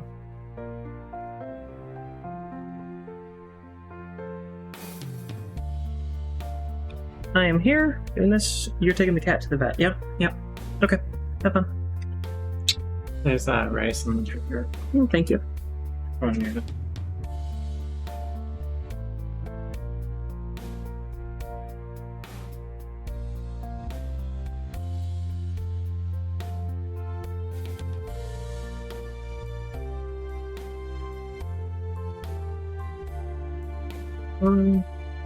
Now let's put this dark gray on. Yeah, that's a nice color. It's not coating perfectly. Do 2 coats with that.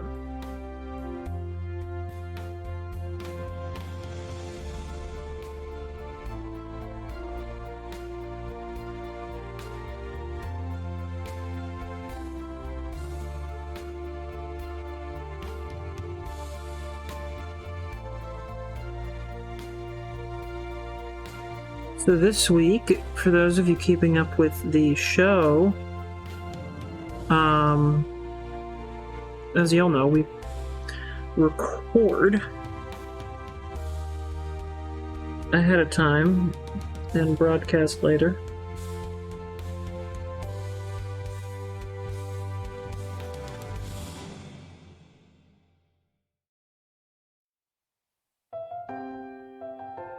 And this week, we're actually recording the heist.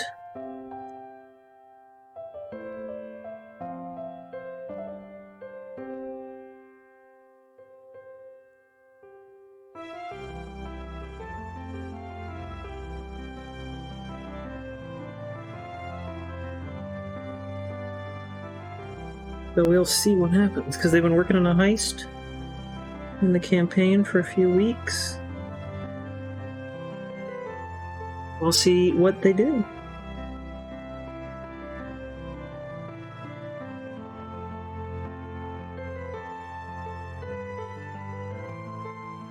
I don't want to spoil their plans for people who are interested in watching, because it's a heist. You don't want to spoil that. The fun part about doing a heist series is that you don't know how they're going to pull it off. You sort of know that they are. Like, you have that idea. It's like, oh yeah, they're going to pull it off.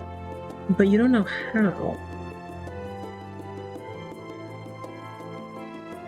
I'm not going to spoil it for you, but this week they are actually recording the episode where the heist happens. So I don't know what's going to happen. I have done the being fair as a DM thing, and I have never designed anything in this heist to specifically counteract them or give them any sort of problems. I laid out the heist a couple months back, or at least like the environment that the heist will take place. I laid that out. Came up with most of the rules. I always leave myself a little room in case my players decide that they really want to do something kind of crazy that would change something. So if they sent a letter to people they were trying to steal from, the targets of the heist, telling them, "Hello, we're going to rob you. Just heads up. Have a nice day." If they sent a letter, then I might change that, because it seems like that would be a reasonable thing to have a response to.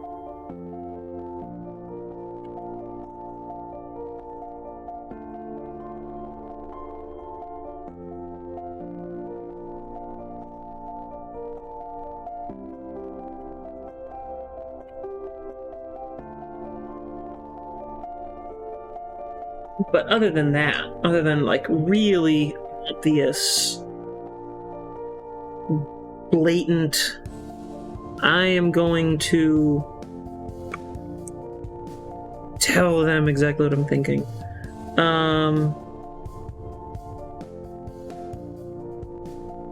Yeah, I don't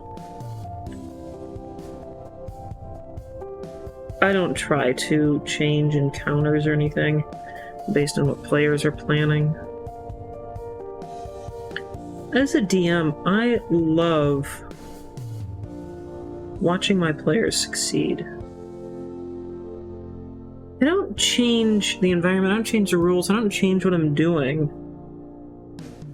I don't make it easier for them. I make it hard. But because I make it hard, when they succeed, they feel great. And I'm super happy because they had a good time. They overcame difficult odds. And they won. You know, they beat the scenario. They beat the boss. They solved the puzzle. Whatever it is. They did it. And I like making sure that they have that.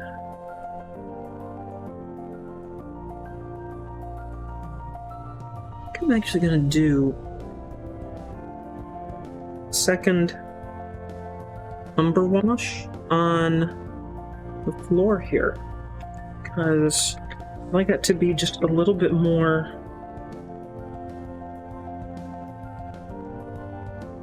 brown, so I'm gonna do that.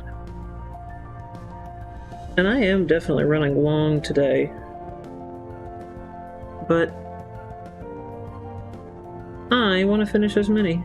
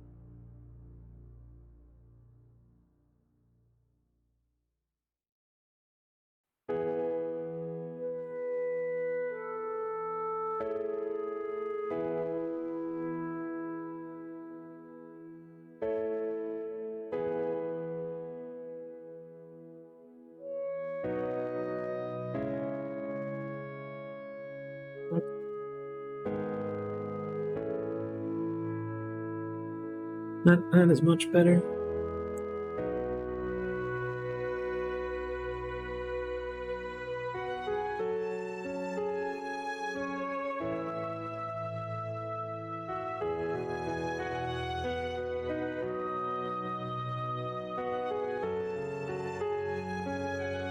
I'm very pleased with this.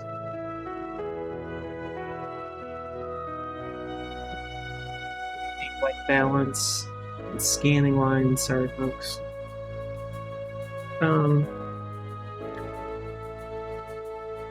Very narrow here. Give it a second. Hopefully it'll.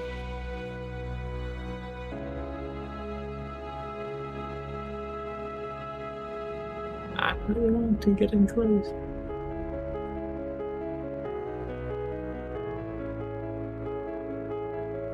There, finally. That's good. I'm gonna post some nice pictures of this to our Instagram and other social media accounts, so you can check it out there. But yeah, I'm done for the day. It's 4.5 hours. All said and done, this took about 8 hours to paint.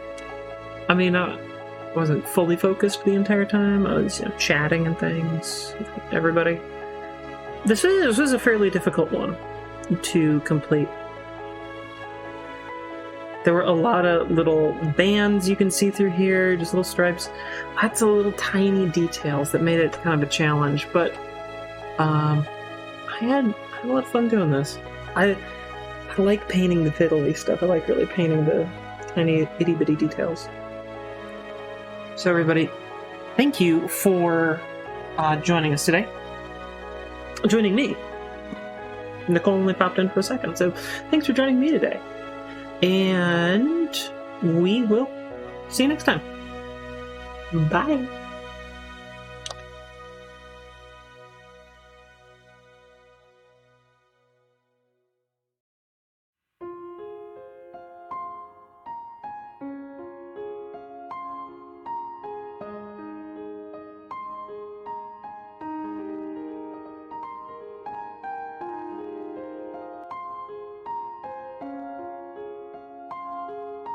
I know you're terribly frightened by what you've seen. My friends need me.